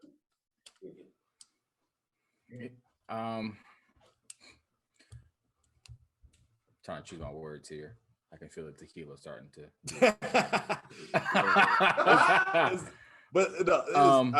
It's a rough one. So you bring up a really good point, and I was kind of hoping that you were just gonna. This is gonna sound hilarious in context, but I was hoping you was gonna pull a John or Chase here and just cross the line and just go for it. So I'll do it for you. Here's my issue. Right, my issue is we get hypersensitive over every culture except Black culture. Except for us. But when everybody's hurt, they want support from who? Black culture. Because they understand we have the mental toughness, the physical toughness, the spiritual toughness to endure whatever is in front of us, move past it, and create, here's the way it needs to be done. And that's my issue. Somebody who works even out of college. Like just this past week, a bunch of colleges that I know and the one that I work at, do your Googles, we did all this work to rearrange conversations for students to have talks around this topic. But when shit hit the fan in the summer of 2020, it was months before we finally got stuff together to support our Black students of color, Black faculty, Black staff, whatever else. Talk about it's like how much support do I have to lend as a person of color also? How many things do I have to now resensitize because you feel as though I need to change it in mind? But my thing is, in Asian culture, they stereotype us terribly. Y'all talk about on the last two podcasts about how y'all would go down to the nearest bodega, the Chinese shop, whatever else. And Chase said he spent too much money in these places. And they would still, knowing his face as a regular, and would still stereotype that man based on what they've seen in America, not what their own experience has been. Like, to me, that's just super unfair. So, like, I think I agree with you and John. YG should have never had to redo his album. Exhibit should never get canceled. I read the entire argument. I read what he posted on IG. He was like, I did a whole show called Pimp My Ride. And Pimp has a derogatory term associated with it. We all know that. But he said, I took that and made it a positive. I loved that show growing up. I used to love Pimp My Ride. It was dope. I think some of the cars were ridiculous. Absolutely. I would never put, a 60 fish tank in a car. Yeah, I wouldn't do that. It was just cool to watch, right? And like he did that across cultures. Like I think honestly, it's probably more people who weren't of color who got their pimp ride than people of color on their show. Yep. So who profited again off of a Black man who made a? So my thing is like, miss me with that, bro. Like I don't have time for the woe is me if the woe isn't across the board and it's not equally and equitably distributed. Well, two things about that. Like I understand that, and then he also had an album called Was it called Napalm? He had an album called. So it's like, all right, so he already did this, and that's the thing. And then Fred, I'm asking you from like, well, Fred and Chase, y'all can talk about this from a artist point of view. If you have something that was produced and put out, because YG put his album out in 2014, and they took his whole album. They took that one verse and said, no, we can't have that no more. As an artist, how would you feel if they say, we're going to take a piece of your art and change it to something? Because, I know you know now, it's kind of like a little sensitive. My favorite movie is A Notebook. I feel disrespected because it wasn't a problem. It wasn't a problem back then when they was listening to it and bumping it. Because I'm pretty sure it was Asians bumping YG stuff. I feel disrespected. Don't change my stuff. Don't change nothing of mine. Because it wasn't a thing back then.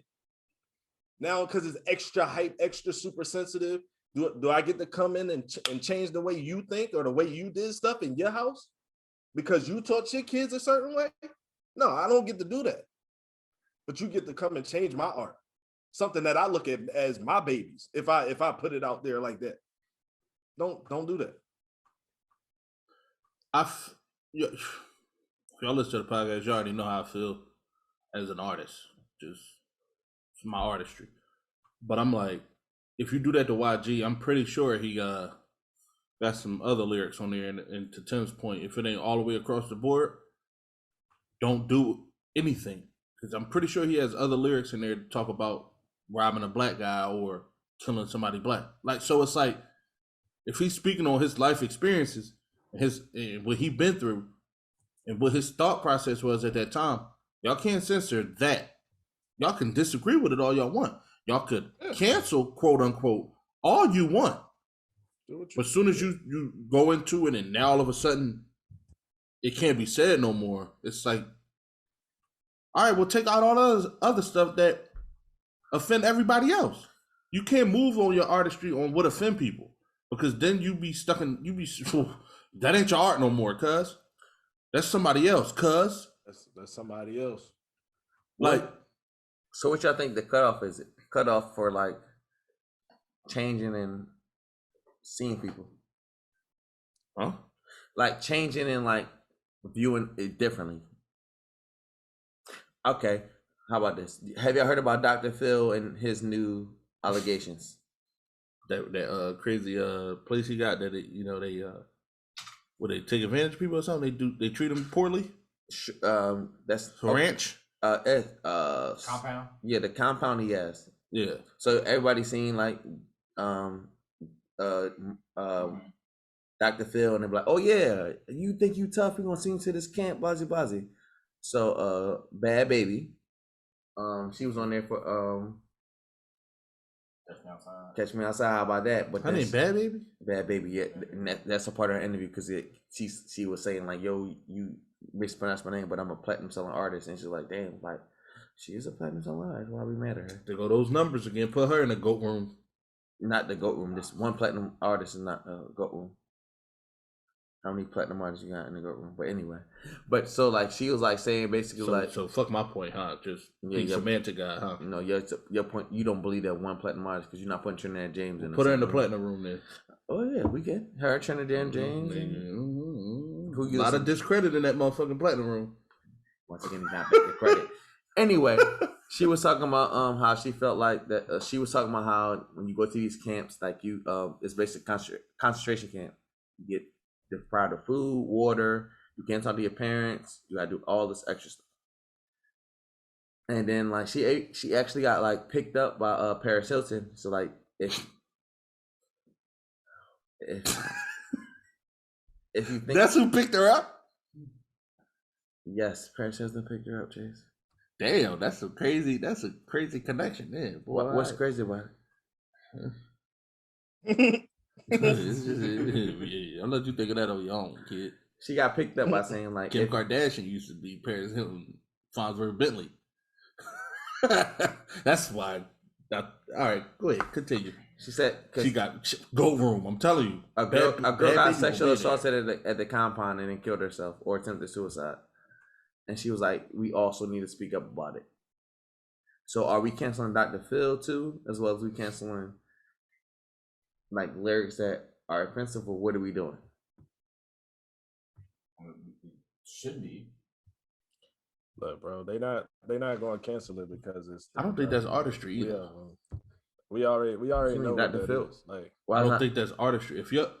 If you are personally affecting other people, then I feel like you have the right to be canceled. Like, yeah, artistry, on the other hand, if I'm speaking on my artistry and what I've been through and what I put out there as art, and I'm not harming anybody, then I don't feel like that's a part of the cancel culture. Like, I don't think that can be canceled. So what's the difference between that and like a therapist saying that you need to go here, listen to these regimens, do these things, and then you find out that they're not a doctor? That's them hurting someone. Yeah. Oh, that's hurting somebody. Like, that's what I'm saying. I'm What not. I'm saying is like The difference is I'm expressing myself. That's not a therapist. That's not them expressing themselves. That's them giving you orders on what. If like, that's totally different, John. Expression, how I express myself through my art, is totally different than a therapist or somebody who pretended to be a therapist, pretending to have the credentials to have to be a therapist. So saying do this, that, and the third in hopes that it's bettering you when it leads to your destruction. It's not the same. can we stop right there? She is an artist. They sent her to this camp. They told her do this, that, and the third because that's gonna make her a better person. And they should be canceled. That's Dr. Phil. We agree. We said That's what I'm saying. That's not artistry. You compared it to being an artist. But we did all say that Dr. Phil. Because we talking about YG music being canceled. No. For his artistry. I moved on, Dr. We passed that. I was talking about Dr. Phil in general. Oh, yeah, he should be canceled. He should be. You think He Dr. Phil should be canceled? He should be canceled. Okay. You can't have nothing like that. Out here hurting and harming people. I definitely didn't. Don't shake his hand because he didn't. If me and you came to the same conclusion, and I'm pretty sure Freddie did, then that's on John.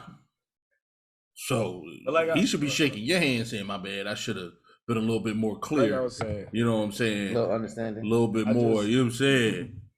So you saying that we got to cancel John now? Nah, he just had a miss. We ain't gonna hurt ourselves because of John's mishap. He's an important part of the brand. So. He don't care about Allegedly. what we care about. there's tons of things that should have been canceled, should have been changed from the majority standpoint in this country. That just won't, because they just won't do it. Like they just won't do it.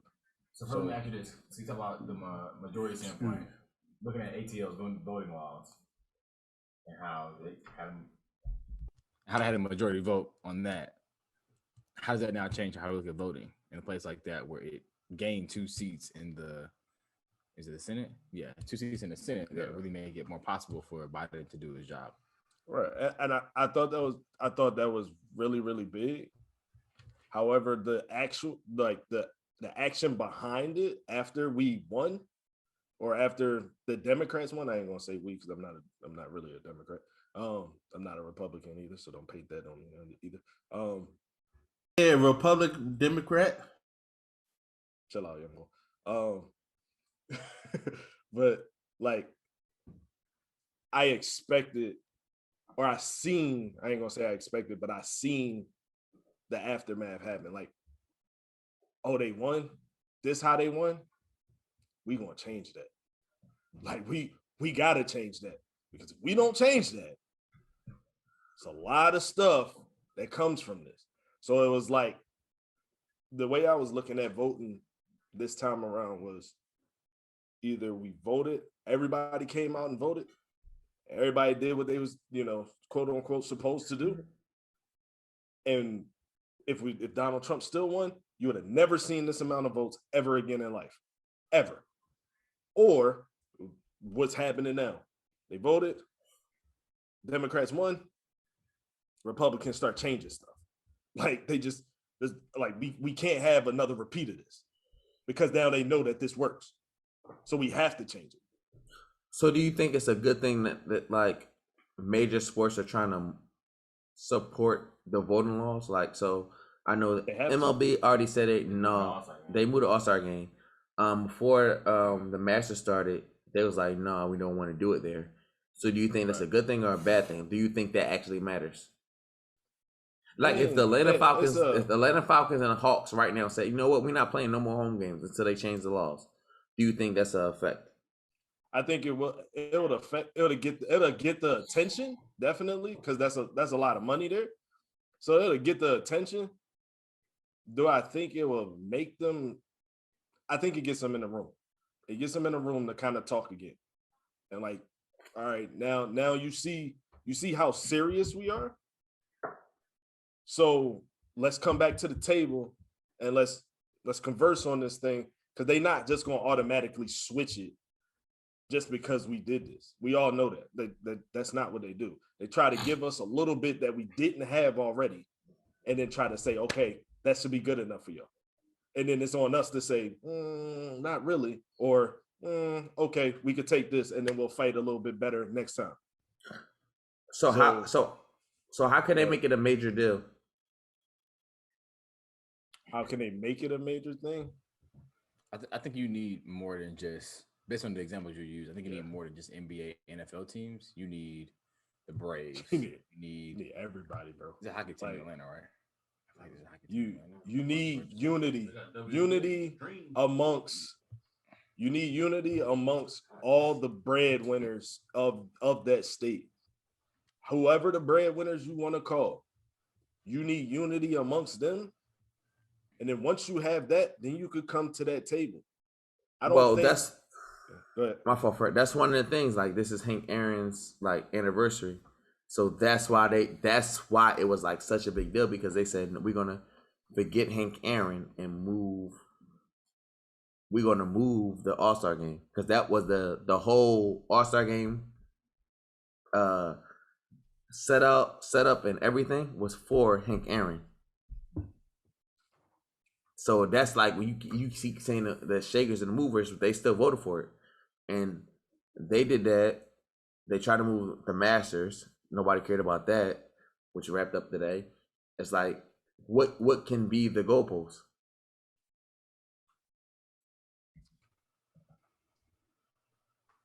Somebody else answer. Oh. Yeah, I'm trying to formulate an answer I think that makes sense. That I think it gets to a result. I mean, part of it too is like, they got those 2 seats in the Senate, and it's like that holds a lot of power for both nationally and I think state. Because like if they choose not to do their job, you have that. The other piece to it too is you're gonna have more folks like Stacey Abrams come up and really start. All right, if this is the route you really want to go, because I think the worst thing white people, that's really what it is, white people want to see is if we start to learn a system at a pace, which like, oh shit, they're about to fuck up our whole game. We already seen it happen this in the last year, right? With the elections, they got out there and got people registered to vote. And it wasn't on some like, you need to vote for this person. It was like, you just need to vote.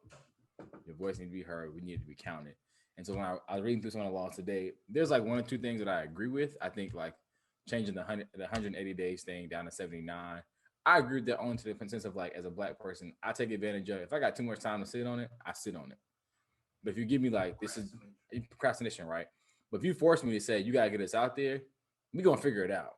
Because we understand like now, I still don't always believe in voting. I think there's still some other things behind the system we got to figure out. But I do see that it works to an extent. And that's the key. You got to get the numbers in to where that extent is beneficial. So back when John was talking about, voting beforehand, he was like, no, like I'm a joke on the podcast say you shouldn't vote, but honestly you should, because when you get to a certain percentage number, it starts to have an effect. And that's how people got to do it. We got to get to the effect. That's the key. Like if you need 52% of the votes, you got to get at least 49 for it to be like, oh shit, this actually might work. They really might fuck the system. And then you get that 2% who was like, I ain't about to do it. And they fuck it, I'll go for it. And it works. Shit changes. I mean, I remember that one time, I don't think I remember this in undergrad, but I remember they had a tuition change and everybody's account went to like a negative 0.2 cent balance. And was like, if you don't pay this, everybody class is getting canceled. And they had this huge line with niggas like, I got $1. I'll just pay the next 30 niggas in line. Go ahead, John. We had the whole GPA thing. Yes. Before that, we had the whole GPA thing. Like, I'm not never did. I don't care what sense talking about. Then it was like, oh, we kicking people out. Like, y'all ain't kicking nobody out. Then it's like slowly but surely, gone. It's like, oh, y'all serious? Y'all not even, okay. Well, let me read a book. So, like, yes, the system does change, but the statement is like, I'm trying to figure out, how do you feel about these things? Like, how much is our system worth anything? He heard me. I think he did. Yeah, I heard you. All right, how about this?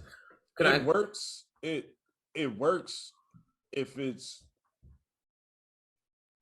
looked to benefit all parties equally. But we all know that it doesn't do that. It just so happened at this time we happened to win because we showed up in numbers. Now, because we showed up in numbers, they're trying to change that by changing certain rules and regulations and things like that, to where the numbers are going to be back to benefiting them again. I've always said it. I think that we need to scratch this system all the way to the bare bones, which is the Constitution, and retry again. Because so much has changed that you can't just keep going on the same Constitution and keep making laws over top of laws over top of laws and think that it's going to prove to benefit everybody equally. Because what everybody falls back on is, okay, we have these laws, but then it's the Constitution that says this. Like, they always do that. The laws is here, yeah, they there, but if you get rid of those, we come back to the Constitution, the foundation of everything. And it's like, that wasn't made for us. We'll never win if they go back to the Constitution. So I think that we need to scratch that, start everything up. I don't know who you put in those rooms. I ain't got that answer. But you need to put the right people, whoever they are, in those rooms to where everybody can get something equally from the system that's supposed to be American and land of the free and everybody wins and all that. So if you say, and we said it, so if you had a chance, what would you want your first major deal to be? Like, if you could set it up, like you talk about how the system is corrupt and we need to rephrase it. If you had a major deal and you could enter the suit chase, and tell me, because this was your platform, what would you want your first major deal to look like? That's loaded, bro. That is super loaded. Like, I don't have a set answer, and I probably, like, being honest, I'm probably the wrong person, because I feel like we're due a lot of stuff that we didn't get. So I would be like, all them, I say, I'm not truthfully saying this, but I'd be like, all them white people go to hell, and with black people at the top, and we win, and we do the damn thing. But I know that that's not the right thought process. But I be feeling like, yo, sometimes in some cases, I'd be like, yo, when are we gonna get our just due? We created this, not them. They used us to create something that they live in. This is us. And then you want to gentrification. They want to take us away from places that we started. Gentrification. Correct. They take us away from places that we made popping and push us back out. What you think gonna happen? Now we're gonna make the suburbs pop, and you're gonna want to go back to the suburbs? Like, it's gonna be a cycle, bro. You're not gonna catch the wave. We are the wave. We are it. We are it. One of my colleagues said this to me probably like 2-3 months ago. It was the funniest thing I've ever heard. We were just like, white people don't have no culture. Like, don't. We have nothing to pull from. The coolest word, we should say, the coolest shit we've ever said was like, oh fuck, can't remember it now. That's 10 cents. So I owe 10 cents. But it's like one word that they said that she created. And they're like, that's all we got. Outside of gnarly. I don't know. We don't even say that. It wasn't even. It was something else. I was like, I say that pretty frequently. It is one word I know that I like. I can't think of what it is right now. But she was like, outside of that, when you think about culture and the embodiment of like taking something and making it your own, Black people have always been like the blueprint. Like we figure out how to like, even come down to like things like she's example like MTV Cribs. And if you look at like white athletes during that time versus like Black athletes in entertainment, vastly different. Like Black people's houses look like a whole amusement park of just pure fun and excitement, and white people just live basic. And I was like, I mean, you're not wrong. Man, libraries everywhere, books everywhere. Right. We don't want to read books. I'm lying. I took that too far. But I would say that I kind of disagree with them not having a culture. I don't think they have a positive culture. They don't have nothing that they can have and say, hey, this is ours, and it won't be looked at like, hold up. Because I think they could come in and be like, well, stealing's our culture. You can be like, well, that fit. That ain't a good thing. But shout out to Christopher Columbus, because he for sure he'd be the mascot for that. But I mean, like, back to the question, right? My first deal. Are we talking realistically, or are we talking about a deal that I can make up in my mind? My answer is realistic. Realistically speaking, it depends on what I'm asking for from this deal. Because I like to be a realist. If I'm asking for exposure and in return I have to give up a piece of my deal, I will understand. I will understand giving up 20% of maybe my masters or my publishing. 20%. I'm never going to give away all of it because I feel like most of it belongs to me. But if you could provide me something that I don't currently have, then I understand why you would want a piece of something that should solely be mine. But if I created a buzz and I created a real substantial buzz that I could build on myself, I'm keeping 100% of my masters. I'm keeping 100% of my publishing. What about Shiggy? Huh? Shiggy? He built up a crazy buzz. Mm-hmm. He should have 100% of his, and he should have 100% of all of that. But look where you're at now. Though. Who, Shiggy? I don't follow him that much to know. I know that he crossed. He's back in Brooklyn dancing with Junebug. But he always did that. No, that's always been his thing. Can you tell him? Because when I say I'm tripping, right? The point he was getting at was he had this thing, and he just didn't take advantage of knowing that this is mine. I need to trademark and market it and push it forward. So it's like, yeah, he is dancing with Junebug now, who's doing his same blueprint, and now it's bigger. Like he's even bigger than Shiggy, and he's on day like 45 of just doing the same shit. And it's like, well, this was Shiggy. Like when that joint took off with Drake, he should be set. Like he should have been set. But I agree. Like I think it's part of it too. Like what did he sell out and not read the fine print on in that deal? But do you think? But I will pose a devil advocate's question there. Do you? I mean, obviously we all want to be successful, but do you think he looked at success differently? Like and didn't want that? I have. No, we don't know what he wanted. Yes, we do. Maybe he didn't want that. Because how do we know? Because when Fab said, "Yo, this song I made for you, take it to the next level," he said, "No, nigga, you're not Drake." He also said, "No, I'm not. I don't want to be known as that either." I don't want. He also do poetry on his shit too. Right. So, like, I don't know everything. I don't know his personal ins and outs. I do know. I'm answering a fair question. You're adding to Fred question. Fred asked a question. Let's just keep it at Fred question. Don't put nothing else into it. Yes, Fred. We do know what he wants to be. He wants to be bigger than that. And when he had the opportunity, he said no. It's so much that goes into that, though, John. But yeah, like you can't do that. Yes, I cannot. I can answer somebody's question. If Fab just said I made a song for you to dance to, you expect him to go yes? Yeah, like I don't. Like he danced. That was out of want to though. I wouldn't. I do monologues. I act. If somebody came to me and say, "Be in this show because I did this," and it's a character I don't want to be, I can say no, even though it might advance my career. We don't know what he wants internally. Yes, we because do. he might not know. Yes, we do. He vocalized it. He had interviews. He went to the All-Star game and they said, dance, Shiggy, and he did. And you think that's him knowing what he wants? Yes. And when he told Fab, no, that was just a contradiction of what he wanted to dance? No, it's a contradiction of saying I don't want to be known for this. Like, he wants to be known for major dances. I don't think it's just dancing. So I don't think you because we don't know, John. You don't putting this on say me. You don't know. Don't so you know, but it's dancing. But he said no to dancing. No, he said no to dancing for Fab. I don't think it was personally for Fab though. It was.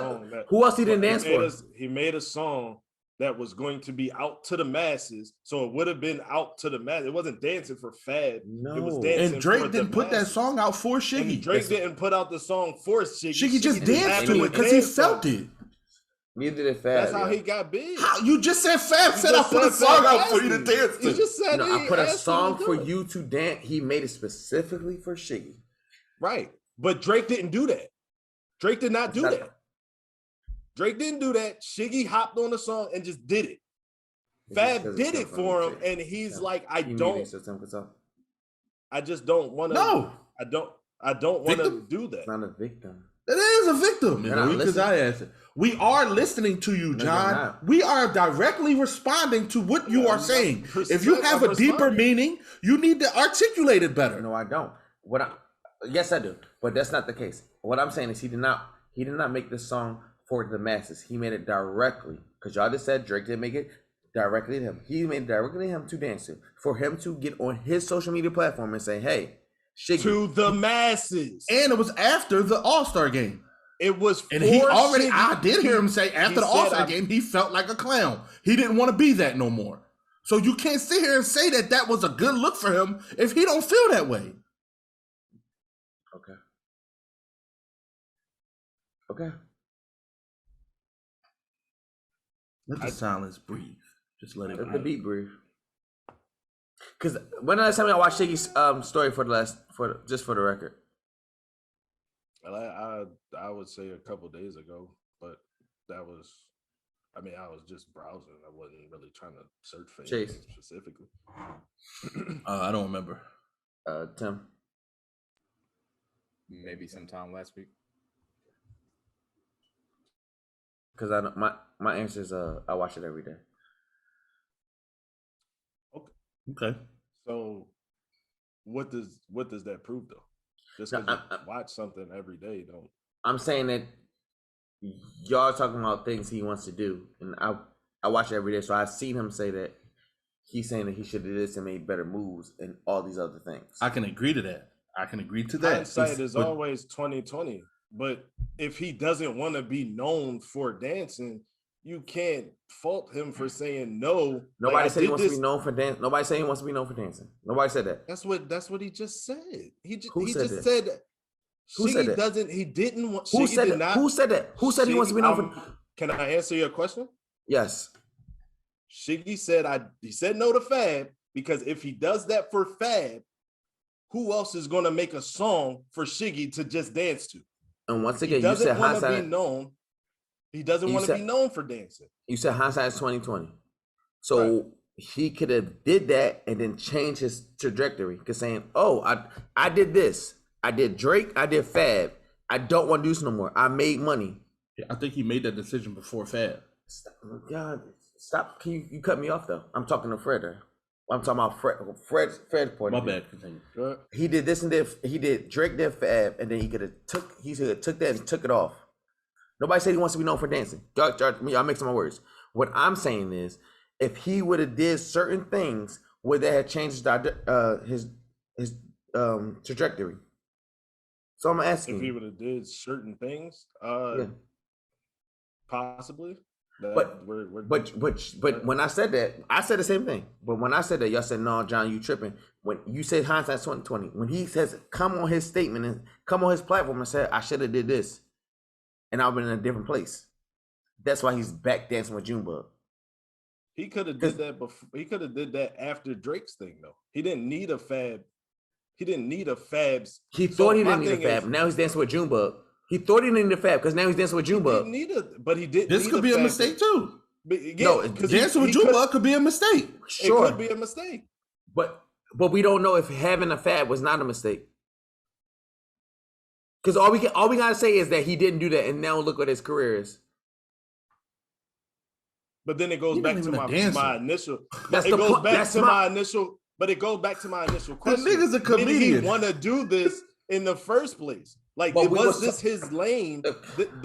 He got big off of dancing for Drake, but before Drake, he was. Did he want that in the initial? Like when I did this with Drake, it was supposed to be for fun. It was supposed to be a clown comedy thing, and So it wasn't once even again, supposed to be that big. the initial question is, what would you like your first major deal to look like? And we got on this topic. Yeah, we got on the Shiggy thing. So if Shiggy wanted his first major deal to look like he wanted to be a $1 million artist, and they said dance for fad, would he do it? Yes or no? What do you think? I don't know. You don't know because you don't know what his goals are. That's how we got on this road. Y'all changed this into saying that Shiggy shouldn't have done it because of other reasons. That's what you said. We said that Shiggy.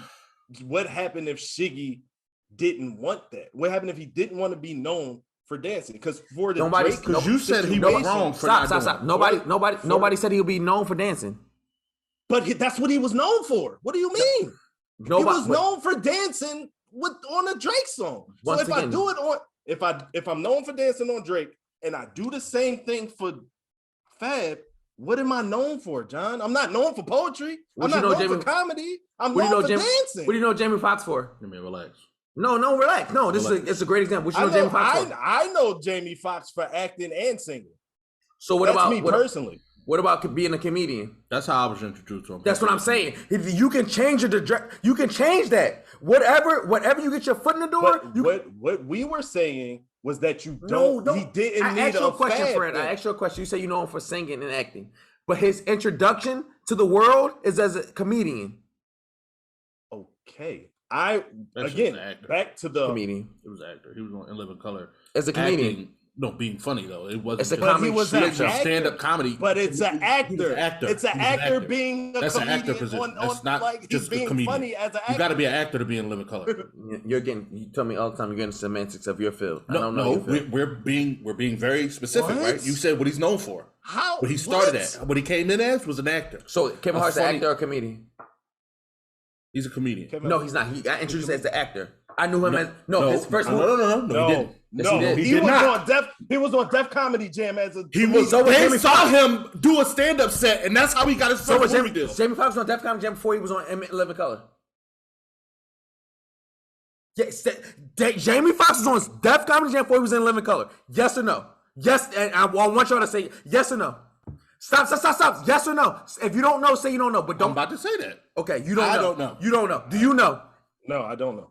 So I'll pull it up. I'm gonna pull it up right now. Matter of fact, I do remember. He did say he was doing stand-up. He was doing stand-up before that. So what are we doing here? He was known for stand-up first. So he was back to your point. You made a great point. Good job. I'll shake your hand. You got that argument. But the beginning stages of the entire argument, you still lost. How? You said you knew him as a singer and as an actor. He's a comedian first. Yeah, I knew, and I said I knew him as a comedian. Fred said he knew him as an actor and a comedian. Yeah, but that don't. An actor is an artist, a singer, not as a comedian. That's my point. You can get in your door and whatever you want to get into, and then you can change the trajectory. But he didn't have to take a fat. My thing that's is not for everybody though. Nobody. That's not for everyone. Once again, y'all trying to change the argument. No, we're not. You're trying to use the same guidelines and put it on Shiggy. You get in the door, you can change what you want to do. Not for everyone, because not everyone is going to do everything that Jamie Foxx done. Not every nigga want to be Wanda and put a wig on. We don't know. So that. you can't. We don't know that. I do know everybody don't want to do that. I do know that. We talking about Shiggy. Talking about Shiggy. But I'm saying everybody, because I'm saying everybody because you're trying to put the same guidelines on Shiggy that are on Jamie Foxx, and you don't know for sure if that's what he wanted to do. I watched Shiggy put a wig on before. Is Drake bigger? Is Drake bigger than Fab? Is Drake bigger than Fab? Yes. So why did he need a Fab to dance on his song? To change his. That's a bad angle. It's not a bad thing because he got one's American, one's not American. He got One's the American, Drake- one's Yo, not American. Drake's still number one in He America got- too. what? Though. We gotta stop. Yo, we gotta now stop you that. You gotta talking about stop that. somebody changing I the understand argument. Canada's You're changing the impact, argument, but in the bro. U.S., Drake's number one too. He's not just number one because of Canada. He's number one in America, in United And it States. makes the argument without even Canada. stronger. Hey, Tim, how close It you are makes to the how close you are argument to stronger. Canada? How close you are to Canada? 2 hours driving. 2 hours driving. How many songs you think you listen to? How many songs you think they get cross barriers from that? Like if you're in Canada and you're in New York, how many songs you think that happens to? So does your spins, when you play in Syracuse, count for Canada spins? No, not him. I'm talking about like You gotta go for Canada too, don't it? If not, it happening in America from Canada, it has to happen to Why? because of the distance. It's the same thing. that's not. I'm just making it more personal to Tim. How many times do he think his spins count for Canada's numbers? How many times do you think the people on the border get spins for Canada? That's all I was asking. I'll shut up for the rest of the podcast. That's all I was asking. You think it's a lot? You think it's even, or you think it's like, oh no, they know exactly where the spins happen at? Well, I think there's definitely some crossover because I think like radio play, depending if it's big enough, it does cross the border, right? So you get double counted. I know that because we got some students who are from Canada and we have a student radio station, like they get both numbers, like because they have to tell you where they're listening from. So you get double counts for countries, stuff like that. I don't know how applicable that is to this piece of our discussion, but I mean, it does happen. Back to my statement, they have a number system just for United States, and Drake's number one. He's number one. Mm-hmm. So And if he's you can number keep saying one, because he's from Canada, whatever the case may be, right? He's still number one in the United States, no matter how many you spend it. which also means he's number one in Canada too, right? Would you say that as well? He's definitely number one in Canada. Did you hear what Tim Okay, said? so- Fred? I know the system. I'm an artist. I know the situation. Did you hear what he said? Yes, I heard what he said. I'm on the podcast with it, so I heard it. It gets count double, but it doesn't matter because even if it gets counted double, that's a small population to everything that's counted, John. Everything that's counted. It's a small population to everything that's counted. Because you just said the border. He's number one in all of Canada. He's number one in all of the United States. So why would Shiggy need a fabulous song to dance on to then change his image? He could have did it with Drake. He didn't need a fad. He could have just did it with Drake. And it would have been done. He didn't want to do that.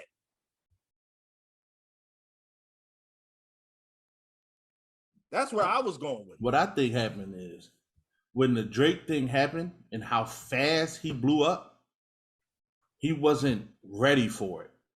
Like, I don't think he was like, I think he was just living in the moment. And he could, no, I'm making a new statement. I'm not changing the statement at all. I'm just going off what I think has happened. Right. And what I think happened is what I'm saying. And when that happened, he was just living in it, not really thinking about how can I capitalize off of it in this fashion, right? So when he got to a point where he thought about it, and this is just me assuming, he probably was like, I don't want to be known for that. Because everywhere he went, do the dance. And I think I think that was like one of the last videos I saw from him. He was like, at the All-Star game, they kept asking me to do the dance. And I didn't want to always do the dance. It was jokes about, oh, look, this nigga not even smiling no more. He just doing the dance. And that weighs on you as an artist, as somebody that's bigger than what you're known for. That weighs on you. Not everybody is as talented as Jamie Foxx. So he couldn't capitalize, or maybe everybody don't want to see him as a comedian. So that's not going to latch on as much. But him dancing latched on, and it latched on quick, and it blew up. So I don't know why his contract is what it is, or whatever contract he might have or don't have. I'm just saying, when it comes to how my contract will look, there's a realistic goal. If me going into it at 32, I don't know how old Shiggy was, but he's not this old. Like, it could be totally different for Shiggy, or for Jamie Foxx, or for anybody. Nobody has not everybody has the same luxuries. So if you watch Shiggy more than me, you could comment on that, and I could go, I don't think that's the show, but if that's what it is, then that's what it is. I don't have to see it from John's perspective just because It's not about my perspective, about the facts. Facts for you. Like It's called a perspective. That's cute that you did that. Yeah, exactly. So you saying you would never because sign, because you could say that, right? But you don't know the conversations he's having without any cameras around. You don't know those conversations, yo.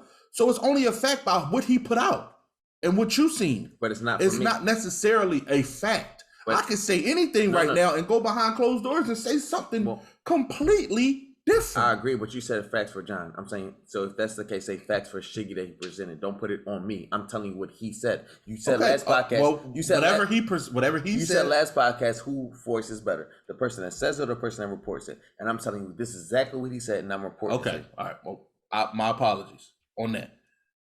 I still don't have to agree. I didn't say you had to agree. That's all I'm saying. Nobody said you. I don't have to agree with it. But when I present a different way of thinking, John, you can keep going. That's what he said. That's what he said. Me being a person that critically thinks, I could go, all right, he said it, but that don't necessarily mean it's true. You take everything with a grain of salt. Like I said last week with Joe Button. But everything gets taken with a grain of salt. That's not you have to. That's not what the statement was today. Nobody had that. I made a statement and then everybody said that was wrong. That's not what happened today. Remember the initial statement I made? Say it again for me. The initial statement I was saying is like, when you think about Shiggy, do you think that he would have been better off doing the Fabulous thing? And then everybody went down the rabbit hole. But you asked, do you think he would be better off? And that was no. That's what the answers to the question were. No. Then you wanted to state facts and say, well, this is what he said. And I'm like, but you asked me, what do I think is better for him? You didn't ask me if I thought he thought it was better for him. That ain't the question. I can't ask you what they think for another person. Exactly. You can only ask me what I think. So if I'm saying what I think, I can't be wrong. Is what I'm saying. Yes, you can. No, I cannot. You asked me what I think. Do you think Pennsylvania is bigger than Texas? No. If you were to say yes, could I say you was wrong? Yeah. But that's what you think. But that's not the question. I'm talking. Keep it in context, John. Keep it in context. Yo, you really keep it in. We can't ask. I'm not talking about that. You asked me what I think about what his career would turn out. No, that's like saying if the world never broke apart, would it be one thing? Like, no, we don't know that. We don't know. You asked me what my assumption is. You're not asking me a definite fact. Yes. That's not what you did. That's not, you just said it. The question was, do I think his career would have turned out different if he did the Fab thing? Chase, no, I don't know. Chase, your statement was, I could never ask you a question. I could never question you about your thoughts. That was your statement. Correct? Keep it, that's why I said, keep it in context. All right. Keep it in context, John. So you're saying, context of this question, I got a question. You can't ask me that and think that you could just say my thoughts are wrong on an assumption. You can't say if you want to do that and say let me be clarify. Let me clarify. Be clear, because your communication clear. Yeah, it is clear. I got you. I'm very clear. I got you.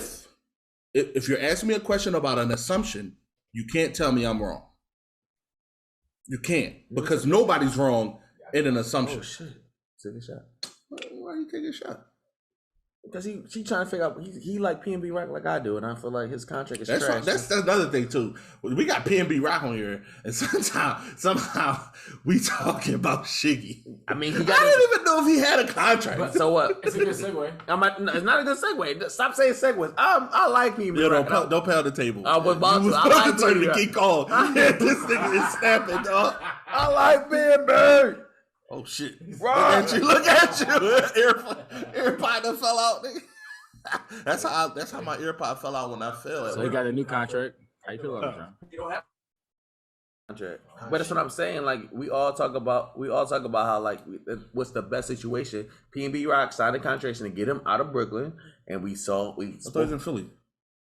He lived in Brooklyn. No, he lived in Philly. Then he moved to Brooklyn because that's where the studio was. Because remember, he got jumped in Philly on Come on, man. I don't know that. I don't know what you talking about. Hey, yo, see, look. You ask me what I know. I'm sorry. He got jumped in Philly, then he moved to Oh my God. He got jumped and robbed in Philly. I don't know that though. That's all I'm saying. So then he moved to Brooklyn, like, cause that's where the Like, studio that's was. It better. was like making his life better. And then he was talking about like, yeah, I made the music studio all this money and I don't got nothing. But when we talk about like, what's the best move for you? Is the best move for you now or for the future? So would you sign like a P&B contract? Basically saying my situation right now be something different. I think I'm always. Oh, I'll let you know. that's what I was kind of leaning toward. It changes person to person because that's why I stated it how I would like realistically or just best scenario. Well, realistic, like, realistic, because the best scenario is always saying that that's why I asked. I kick trash cans every day and I found $1 million. That's why I asked. I but realistically, I'm sorry. I'm just like that too. I swear to God, this nigga Tim just kicked a real trash can. I know dope dealers that put this shit there. Nigga, that nigga in jail. That's mine now. But that's why I answered it how I answered it. It depends on like the initial contract. Don't got to be the lifetime contract. I don't know P&B contract. But so can I interject real quick before you continue? The initial contract is not the best one, like you said. But yeah, I don't think it's ever gonna be the best. It's the initial contract for 10 years, and you still sign it. Oh, length ain't gonna never be that long. But Ever. At most 2 years, yo. Honestly, most for me, at most 2 years. I understand how someone could sign a long-time deal to get out of their situation. Thankfully for me, my situation is not as bad as some others. You know what I'm saying? So you got A on your back, nigga. Yeah, A on my back. Yeah. But I'm happily married, 2 daughters, dog. I am in a great situation. Me making it as an actor is contingent upon me still being there for my kids. So it's like it's different for me. It's different. I mean, after I talk, I think it's different for. That's why I say what I say. I can't speak on. It's different for everybody. We could all look back TLC style and go, that was a terrible contract for me. We could all. It's a lot of people that could do that. That's why I try my best to stay ahead of the game and understand what a label can offer me and what they can do for me as an artist. I don't have the exposure perhaps a label could provide. So if they're providing that what I don't have, I am willing to sacrifice a piece of maybe long term. I might go, damn, dog, like I'm willing to do that just knowing what they can provide for me. I'm not willing to do all of it because, like I said, my situation is still great. I can go back to do what I'm doing and just be cool. But if I am signing a major deal in my first one, I have to understand both sides of the table. I have to, or at least try to understand how a label could look at me and go, man, you ain't gonna do shit without us. But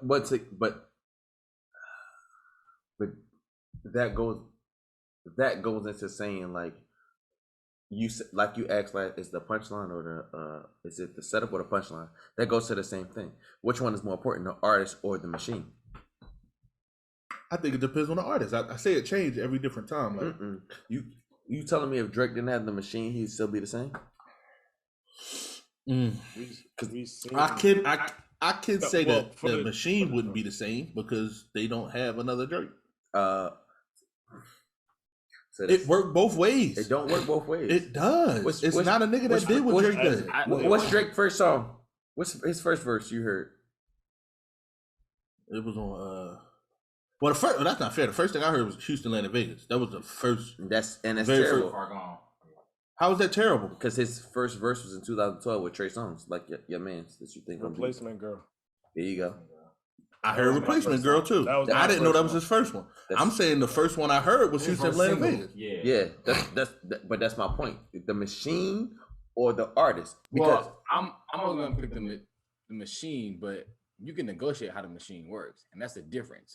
You can only negotiate how the machine works once you're at a certain level. See, that's not true. That is true. Yeah. That's. What you mean? Please explain. Well, so I work on the side where I do contracts all the time and think about how things work. Because I guess I think what Chase said earlier. Come on, Chase Song. Trey Songz.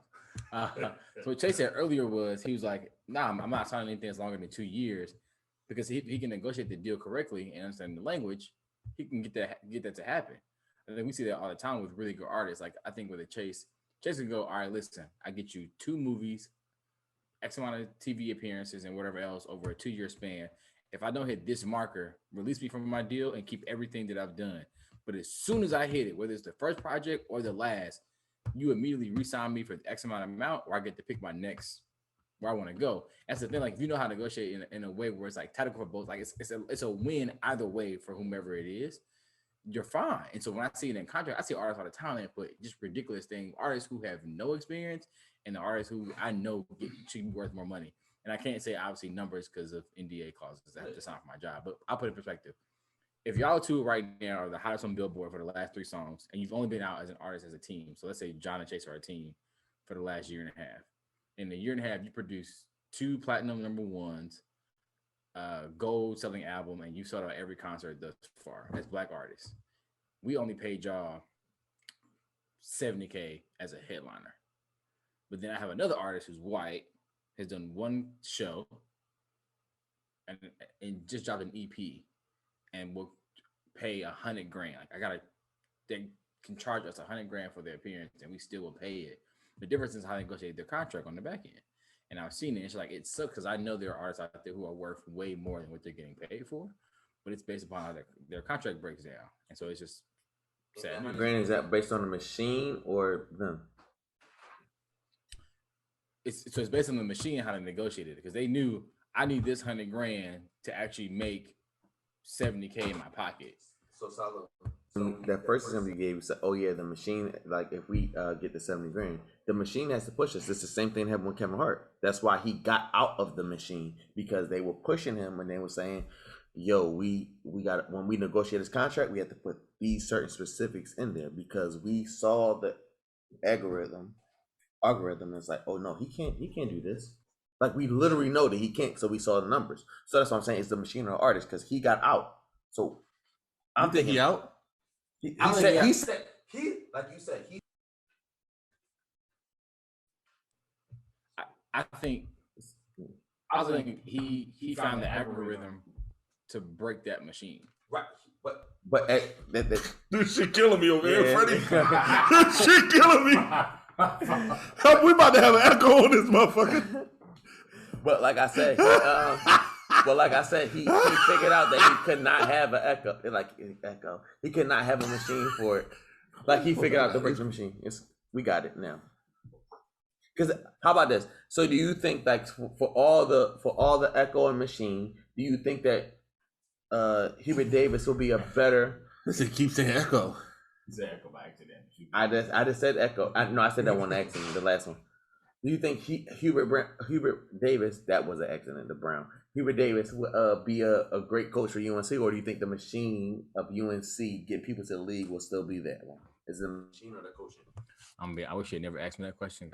All I can think about is his first true interview and how much I was just disappointed after a certain point. However, keep on my shot, John. For sure. I'm struggling right now to answer that question because I have something I want to say. However, based on what you're saying, I think looking at him as just as a coach, taking everything on my biases out, I think he can be the driving force of the machine if they let him. And the reason why I say that is, unfortunately, and I'm talking about this now, I watched the I Am Athlete show podcast where Cam Newton was on. And prior to that podcast, I wasn't necessarily a fan or a hater of Cam Newton. It was just kind of like I was happy to see a black man get some shine and see that he's doing really well. But he really broke down the differences between working with Carolina and the Patriots and how much harder it is for him to come behind this white goat.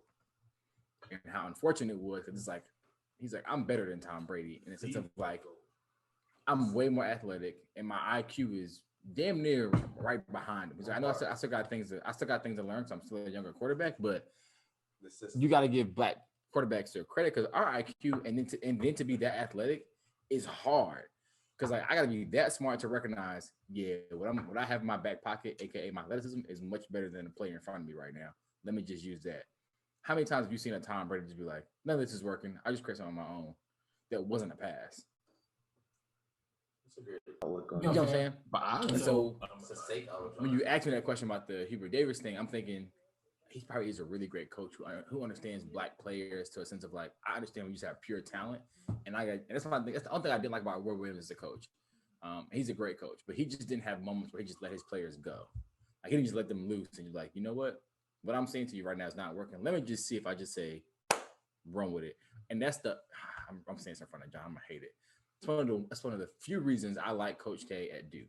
There are moments where he just. I can't. What's that? My messed up. I heard him on my side, so I know. Cool. Thank you, Chase. So that John died. He's like trying to be Fred. The one air died. Like the one air died. But y'all in the same room though.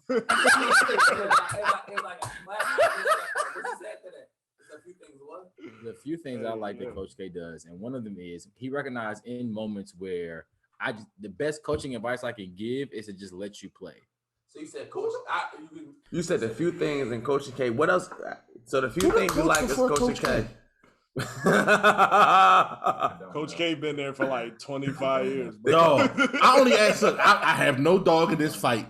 I'm trying to be as objective as I can because I look. I'm a Temple fan, and I shouldn't even really be talking about college basketball. But all we got is Cheney. Yeah. But before, I don't know who I know before Roy. Who you know before? Dean. Yeah, like come on, dog. He coached Mike. Dean kind of made UNC. Yeah, right. Yeah, Duke still got the person that I consider who made Duke. Like, and I feel like Roy's a good coach. I like Roy actually. I do think if I compare him to Coach K, then I think Coach K is better. Like that's just me trying to, you know what I'm saying, be objective. And I wholeheartedly agree with that point. And I think the turning point for me when I was like, all right, Coach K is just like he's top 5 best coaches I've seen. Period. Is when he coached the Bill second E. best. Foster. I'm sorry. Bill E. Foster. Foster. My dad told me about him. He wasn't terrible as a coach, but the moment I respected Coach K is when he coached the second greatest Olympic team. Brian, Kobe. And all of them, they say, "Yo, Coach K got us. Coach K made us want to win." And I think it's like you coach college players that long, and you get to that. You have the best athletes at that time, like together. And they were trashing teams. We all saw like that Olympic run. Like it was. Kyrie tried to like, I'm better than you. Like Kobe's like, no, you're not. Right. I love that argument. That's I'm not Little Bow Wow. Yeah. I'm not Little Bow Wow. Little Bow Wow to beat Trey Songz, but okay. Don't try to mute it. Don't try to mute it. No, look. All right, look now. Look. Trey Songz will beat Bow Wow, okay? No, he wouldn't. I'm going to say that. Tim talking. He wouldn't beat Bow Wow. All I was going to say was to watch him get that many athletes to humble themselves, to recognize that the end goal is much bigger than your ego. To me, that's just beautiful artistry in what you're doing in your craft. Like you understand that the game is much more than just X and O's and free throws. It's like it's harmony. Like it's got to be the perfect song on repeat in order to win. And he got them to do that. You know what I'm saying? So like I just appreciated that aspect. And I think about bring it home, right? I think to turn it all around when you think about the question at hand. Our podcast, right? Like I think when y'all decided to add me in and we talked about what did that look like and how do we make this different, I think the elements of like we all say all the time, the episodes when we all get lit just enough, not to the point where we can't remember or black out, but when we get lit just enough, we do really, really well until that moment right there. Look at y'all face. But we do really well. And I think that's the thing, like we have harmony and you understand like people's like strength and weaknesses and whatever else. And so yeah, I mean, so the Hubert Davis question, I think if they let him just be the coach and to run it the same way they get the same freedom to like a Roy or a Dean, I think he can be highly successful. Unfortunately, I don't think that's gonna happen. I honestly think behind the scenes, Roy is still gonna be dropping this is what you need to do first. You know what I'm saying? So I would like to say, go ahead, Freddie. I'll go after you. I was just saying, like, I agree with a lot of 10 points. especially the last one. I think when Yeah, you Coach, lose, what's the last one? The Coach K is better than Roy Williams. that wasn't the last one, but I do agree with that. Coach K is Because he gonna ride this out all night, boy. We got it on Coach wax K now. is- We good. Coach K is better than Roy. I'm not good. I mean, I I'm got not it. Oh, yeah, you're right. But I think when you have John likes a Roy. legend, when you have a legendary coach, No, he's a good coach. And- He's not better. Did Roy win at? Where was he at? Fred's Memphis. My bad, talking, Freddie. y'all. Yo, Did Fred he win at talking. Memphis? Oh, nah, Fred talking. That's what he do and shit. Did he win at Memphis? He was at Memphis, right? Kansas. Kansas. Yeah, he did win. He won at Kent. He got that. Fred is No, I'm talking. talking about where was Can he the y'all main talk? coach? Fred, Where was he talk. the head coach? Yo, Fred, they just being rude to you. I'm listening to you, Fred. Nigga, if he won as a head coach, he got something over Coach Once K. again, Fred, Go this ahead, why Freddie. this why I muted us and I don't want to lie. Say why you viewed us. I This- just, this- you keep doing that to Tim, and we had to point out something that Roy Williams actually does have over Coach K. Since you want to keep All I did was talk to Fred. I don't know what he talking about. two. I would love to see Coach K go somewhere else and do it. All I did. I think he could. He went. He was at That's not- Indiana that's first. not it. I'm about to You he never went- know. I mean, yeah. He was at Indiana first, but okay. I'm just go ahead, Fred. Did they win? Mm-hmm. Just the only they got 3 championships. If got he was one at of- Indiana, then he was under Bob Knight, yeah. and that means Bob Knight did it. What are you talking about? That's why I asked that question. As a head coach, did Roy Williams win as a head coach anywhere else? We'll look it up, Fred. We'll listen to you. I don't know. I the was facts. just You I know was the just Googles? saying. I was just saying. I agree a lot with what Tim said. I think when you lose a legendary coach like that, it takes maybe a year or two before they allow you to really. Yeah, 2 or 3. Before No, it's they 3. allow you to. It's 3 Is it because 3? you. It's I'm only gonna cut you off. It's 3 because you gotta look at it like this. The people that came in to say that I want to play for Roy Williams, they're going. Then you have to look at the people that want to come to the program, and then like, well, damn, they lost their players, but I still want to play for UNC, like as a person. And then it's like, damn, they didn't do successful. And then 3 is like, all right, so maybe they have something going on, but I just watched Baylor win the national championship 2 years ago, and Gonzaga being the Final Four. All the other schools that don't have that much, but I can go there and shine like I want to. Does it hold any weight that Hubert was a assistant coach No, with Roy? It doesn't. no way. I just had to ask that because I mean, that sucks. I'm sorry, go ahead, Fred. No, I just think. No, to John. Fred, how about this, Fred? Was you if you was signing if you was about to go to college and you heard that you was about to go to UNC, you heard Roy Williams retired, would you still go, or would you figure out your other options? It depends. Am I? Well, is it me the personally, machine or the player? I'm or the not. coach? I'm not a big I'm not like UNC or Duke fan like that. No. But Stop. for me Neither was specifically, Rasheed Wallace. We know where he went. I mean, yeah, he went there. Who but coached him? No. For me, it all depends on. Ain't Will nobody Smith, coached that's why they got there. She did what he wanted. She went to Grants. He was trying to go No, he's in Army. I know he was an Indian. Wasn't tripping. as an assistant. Yeah, I wasn't tripping. You said it a head coach. But that's what I'm No, saying. y'all asked about championships. That's the year they won the As a championship. head coach. am I going to UNC? It depends on who the other schools are, but I mean, UNC So, what would probably schools be wouldn't top you eight. go to UNC over? Say it again. What schools wouldn't you go to UNC over? Outside of Villanova, because I know you're gonna say that first. Nova, Syracuse, just because of Melo being my favorite player. Outside of Villanova first. I know. I still listed it. You're such a gangster. Look at his hat. Yeah, but I say is Nova, Syracuse. I would probably pick Kentucky, just because I know I'm going to the league after 1 year. Calipari, you know what I'm saying? so. If you had but UNC would be up there. UNC is definitely a top 5. Definitely. this didn't say Duke, but anyway. So you that type of class. What do you think your limit is of being? If you average 50, 15, and 23, what you think your limit is? I'm going to the G League. Fuck college. I I played overseas. Average 50, But bro. 1 year Like, overseas. He just called you Will Chamberlain in high school. for Brandon real, Jennings, bro. actually. Like, He went overseas. he went overseas and sat, and then still got drafted top 10. I think he was number. Taylor. He was like 9 or 10. One of them. Yo, he was dark. I love Tiana Taylor. It look, going back to Hubert Davis and shit. That wasn't, huh? You talking? It wasn't like a shock that he retired.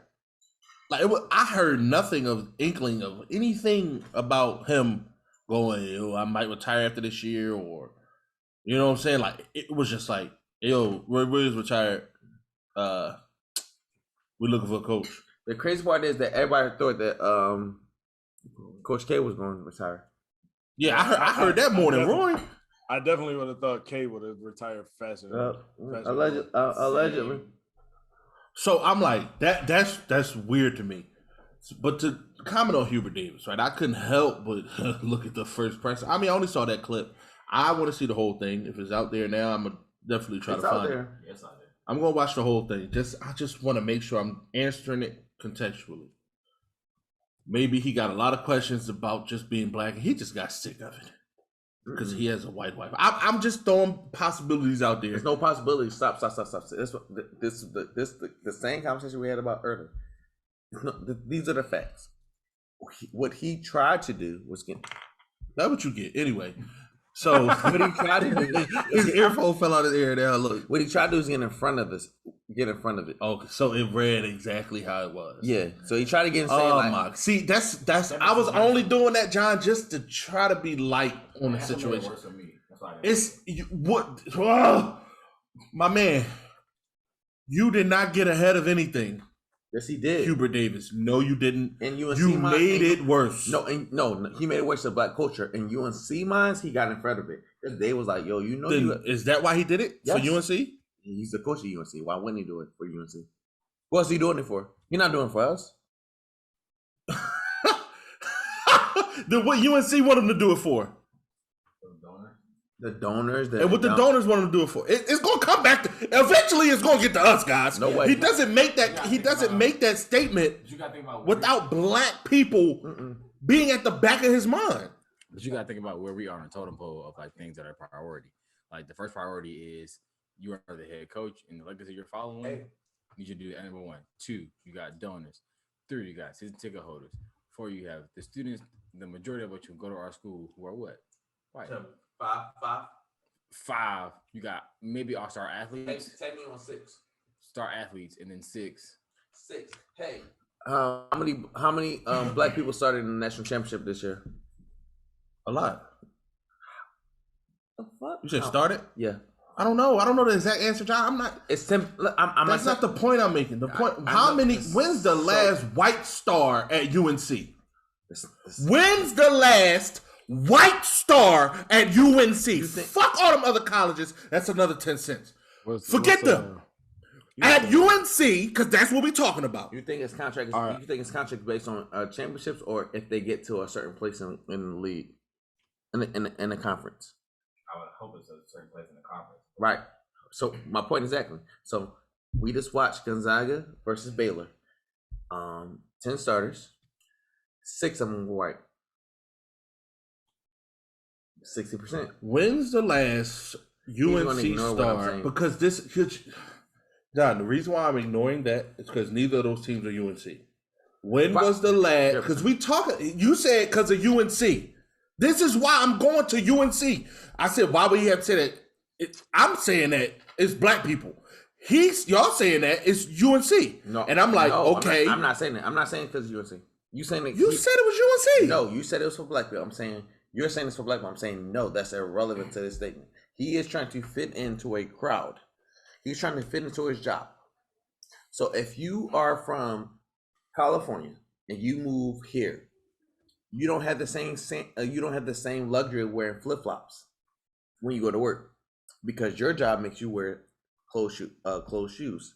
That's what I'm saying. I understand that, John. So I understand that. I don't agree with it in this situation, but I understand what you're saying. I don't agree with it because Black Lives Matter is a huge thing right now. Can we agree on that?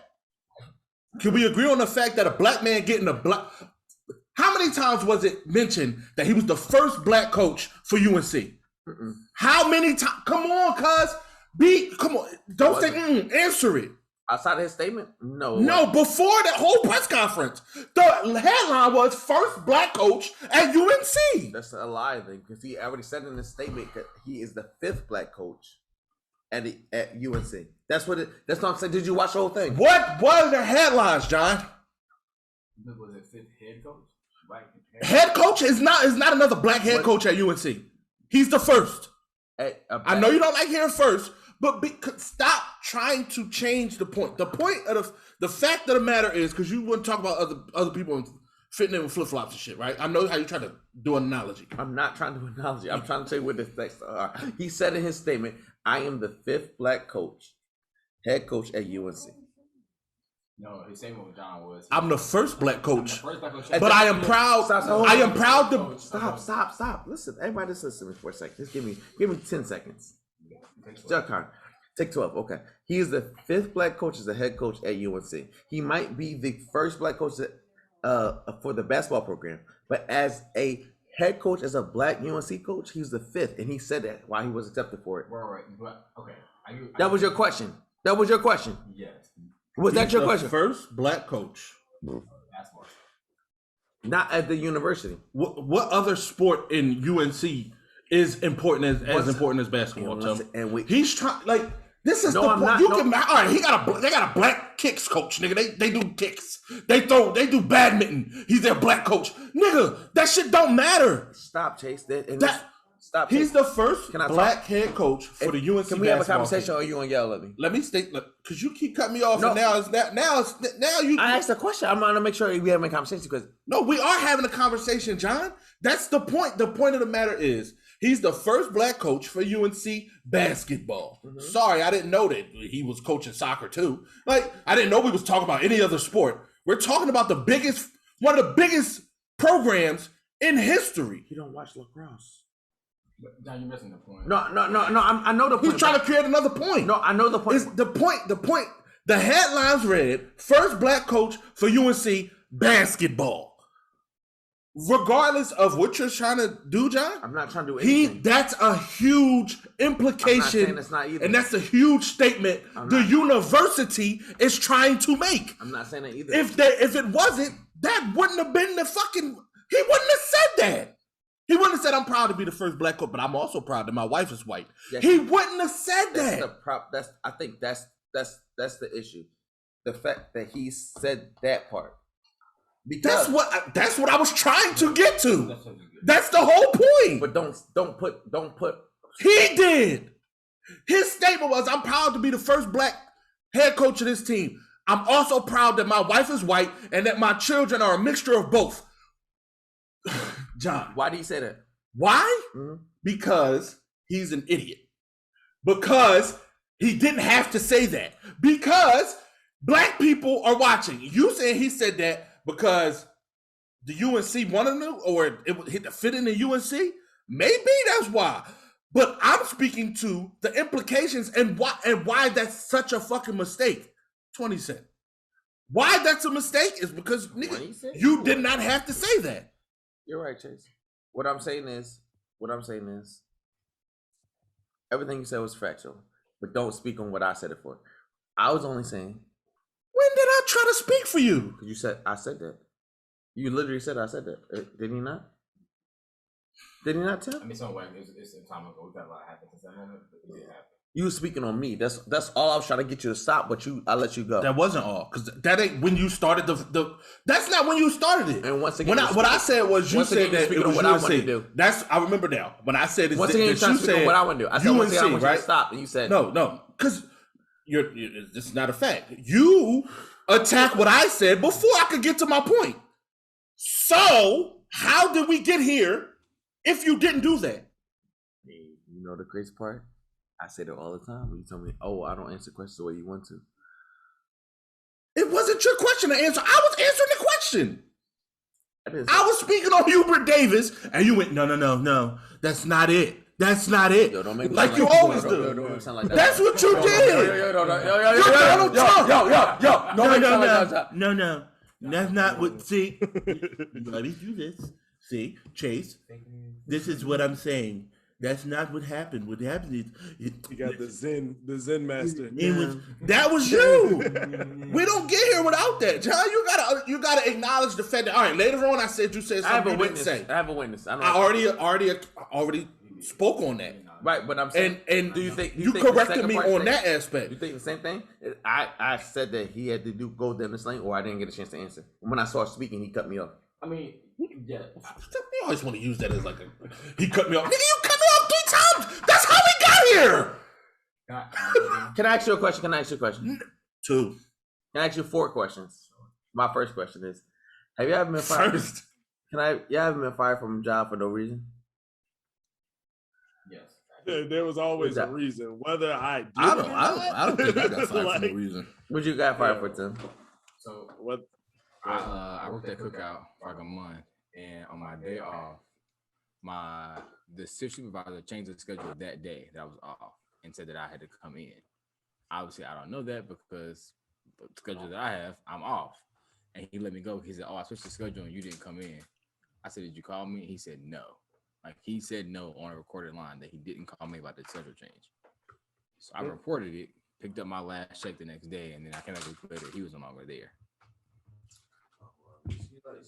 I got a reason. I got fired. I got fired on my day off too. That's crazy. I got fired on Friday, and I don't know why I got fired, and I ain't talked to her yet. I'm sending email tomorrow, so you use that to basically get off your chest what? that you got fired for no reason. No, I think I'm. You cut me off to do that. Can I jump on my other point though? If that's okay, based on what you were saying. So, I think going back to the Hubert Davis situation, I think hopefully we all can agree on the fact about his wife wasn't a relevant piece to what he's doing right now. And I think for Black culture, it was a thing for like we just saw a Black coach at a premier institution who has a solid program, foundationally wise, who is now leading it. That's a big, especially off coming with the conversation we had, I think last week, about whether or not Lavelle should take the job. And I was very much like, no, he shouldn't. I think John said the same. I think we all kind of the same. Like he shouldn't take the job. So I was happy to see that he didn't. Because to me now, I was like, oh wow, there are 2 powerhouse coaches within 15 miles of each other that are Black. You really now have a chance to go at Duke, which I know John's a big, but I'm pretty sure if Lavelle took on Duke and won, I think internally John would be hella proud. Like, yeah, my alma mater. They smoked. But like inside, it's like, but it's a big win for us. 6-point game. You know what I'm saying? Or like that first Duke UNC game where Hubert, I hate to say it, but he loses by 2. But it's an overtime loss. It's like he coached the hell out of that team. I even think in that moment, John would give respect to that. Like that's a great way to coach coming out your first season, and you don't lose by 2 at a away game. And away game in first Carolina and Duke is not really an away game. It's just we just met. It's the 9-mile beef. Yeah, it does matter because that court. Yo, watch that documentary. They have like food, like when the games are played, they have food testers. Like Coach K and Roy Williams, like they order the food and then they make. I wish Michael Jordan had a food tester, and that's why they got it from. That's where they got it from. Like that story was, that story they got before it. Like they had people like, I don't see the point try your food, and then like they make sure, oh, you feel good, you straight, and then that's when they order 2 of it, and if everybody's straight, then that's when they eat. How long it take for them to? Because Mike ain't no chill. Well, it's a 9-mile radius. Like they've been doing this shit forever. That's crazy, man. And when you had that conversation last week, you talking about like the difference between public and private. Did you say Fred? Yeah, Freddie. I said, you telling me I could have got a job as a food taster?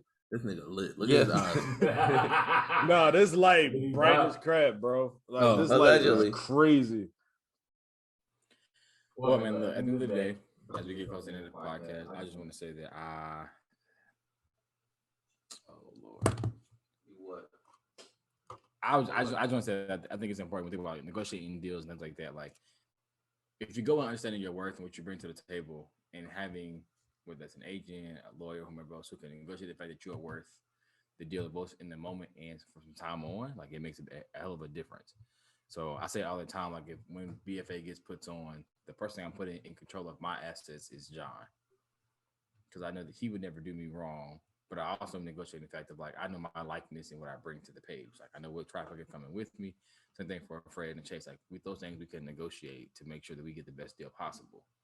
And it shouldn't be a long-term deal. I think the pressure should be on us as people who are signing. Like it's 2 years, and we're gonna make sure that our numbers hit what they need to hit. So when they do come through, you really got to pay me then. That's the difference. I think we would think, like John said, you signed the deal for the 10-minute like celebration. Like the next day, you get $1 million dropped into your account, and now you've made it out. Not understanding like that $1 million comes with a lot that you got to do on the back end. Nah, give me 6 months to hit that first $1 million, and then once it hits, Talk to me afterwards.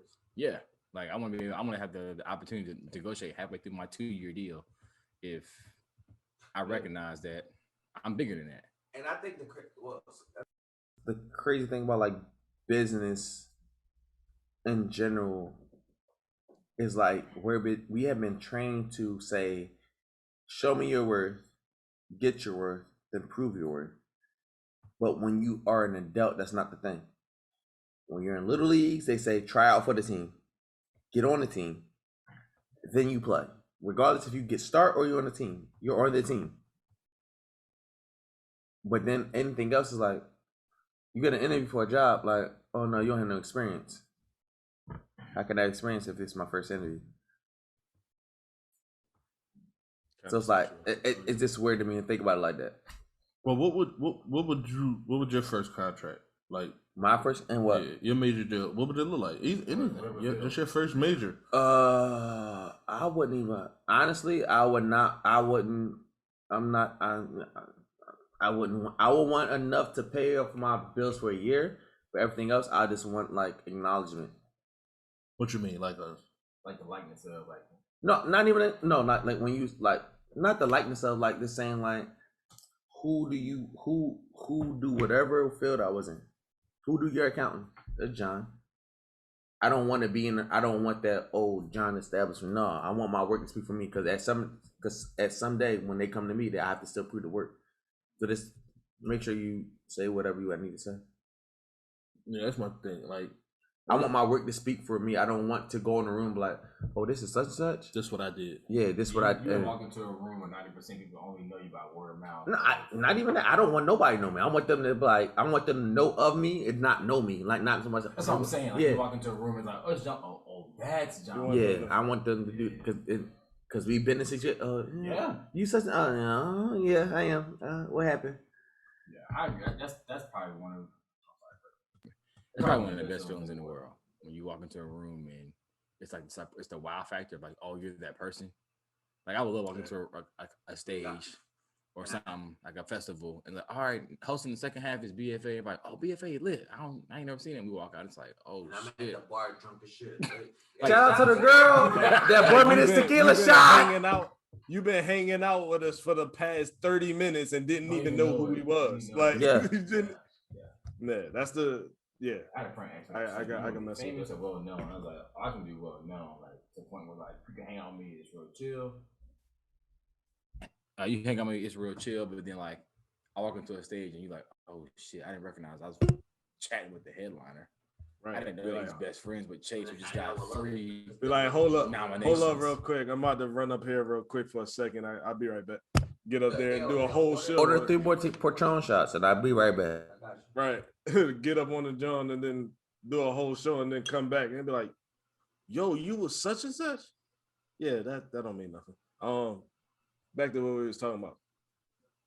And it's like, yo, that's wild. I forgot. I like that because like you get to find out the true character of a person. That too. Like in that aspect. If they don't know who you are, no matter like if you're the big wig or the small wig, like I always was taught you treat the boss like you treat the janitor.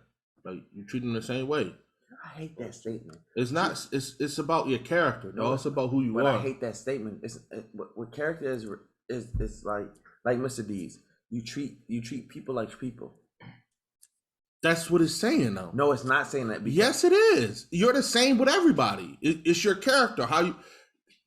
You think the girl in when it started off and Mr. D's had a good character? No, but she won. She changed throughout the movie though. But whoa! If she would have treated him like a regular person, which she had won. Yeah. Okay. I mean, like they created the same for that purpose and that purpose alone. You have to, because people would treat the boss different than the janitor. You might not like the saying, but the saying is there for a reason. No, I understand the saying. What I'm saying is, I don't think you should. I don't think that should be a saying. Treat people like you want. Treat people like what happens to the golden rule. Treat people how you want to be treated. Right. You don't treat them. You know what happened to it? When people start treating the bosses differently the way they did treat the janitor. That's the civil rule. People don't treat themselves with enough respect, so they don't respect anybody else. But that's what happened to the golden rule. But that, like, all right, you don't like the saying. I used it regardless, and it has a great meaning right now. Like, if you don't like it, that's cool. That's all right, but that's just how you think. That's even why Jesus. You just it just happened again. I say something. That's even why Jesus and you changed jump the on golden it. rule. That's even why Jesus changed the golden rule. It's called the platinum rule. But he changed it. He said, "I don't want you to treat people." Why you trying to fight me? What's up? You No, mad because somebody uses dance pedal? I see you trying to use a dance pedal. There's something wrong. Yeah, you was at the let out, dog. What's up with you? What y'all want to do? Want to be bald? Oh shit! Damn, put the bottle down, dog. But yeah, but this nigga John, here you go. John, I said something, and you said, "See, I don't like that statement." Well, John, you didn't use it. Like you didn't use that statement. I did. You don't gotta like it, my friends. Your brothers. Look up, Marlon. Say cheese. Put your head down, Marlon. Say cheese. Put your shoulder. You got that. But anyway, I was like raised on that basically. Like when you walk into a building, everybody get treated the same way with the utmost respect. And if your character is flawed and you treating anybody differently, that like if you treated me differently, not knowing that I was the headliner, then all right, well, I know you. Like I know you now. Like that's who people show themselves to the people they feel like they over. So it's like, all right, I know you now. That's not true. What if somebody got too big, too fast, and didn't know who they were?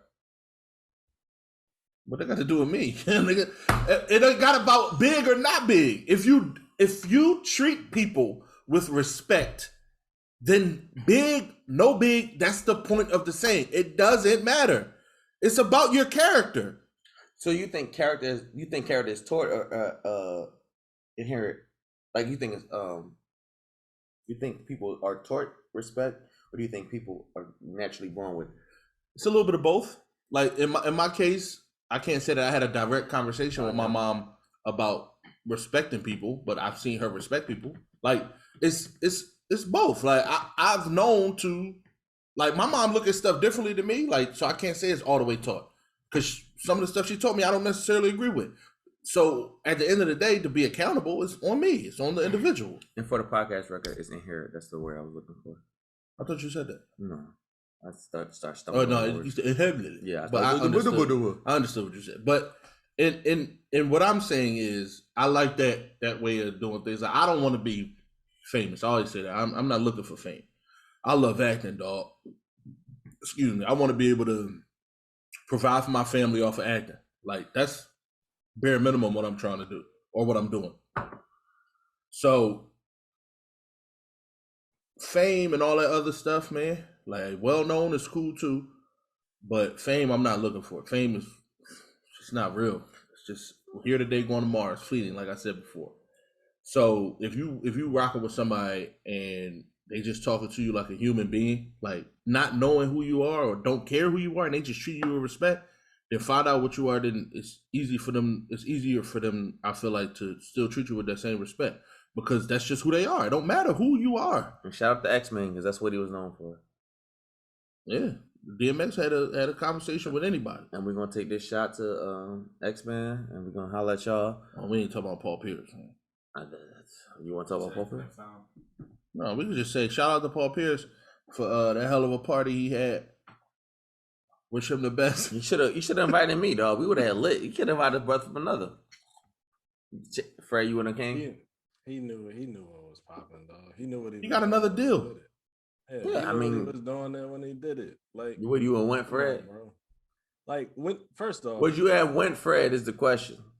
No, I'm married. Why would I go? Chase, would you have went? Huh? Would you have went? Not if it's Paul Pierce's invite. Who invite would you would have went to? Oh, whose invite? Yeah. Could we keep it at basketball players? Sure.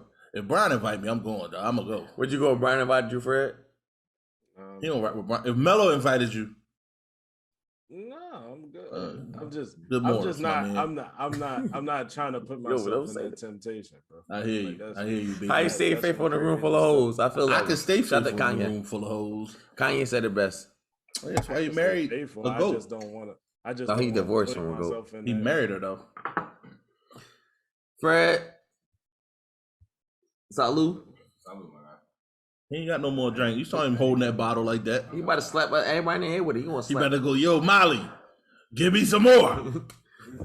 My ex voice. Hey yo, Hey, you, hell is hot.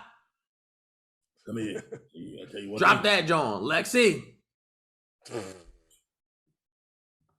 Would y'all say cool? Y'all say cool, man. Water. Hey, look, we all in the same room. Don't call me back Freddie, until- I'm gonna call you back. Yo, drop the track, Fred. Yo, Yo, Fred, you got to drop like 4 tracks when you over X albums. The whole albums. I'm good. Said no, I'm good. No, I'm good.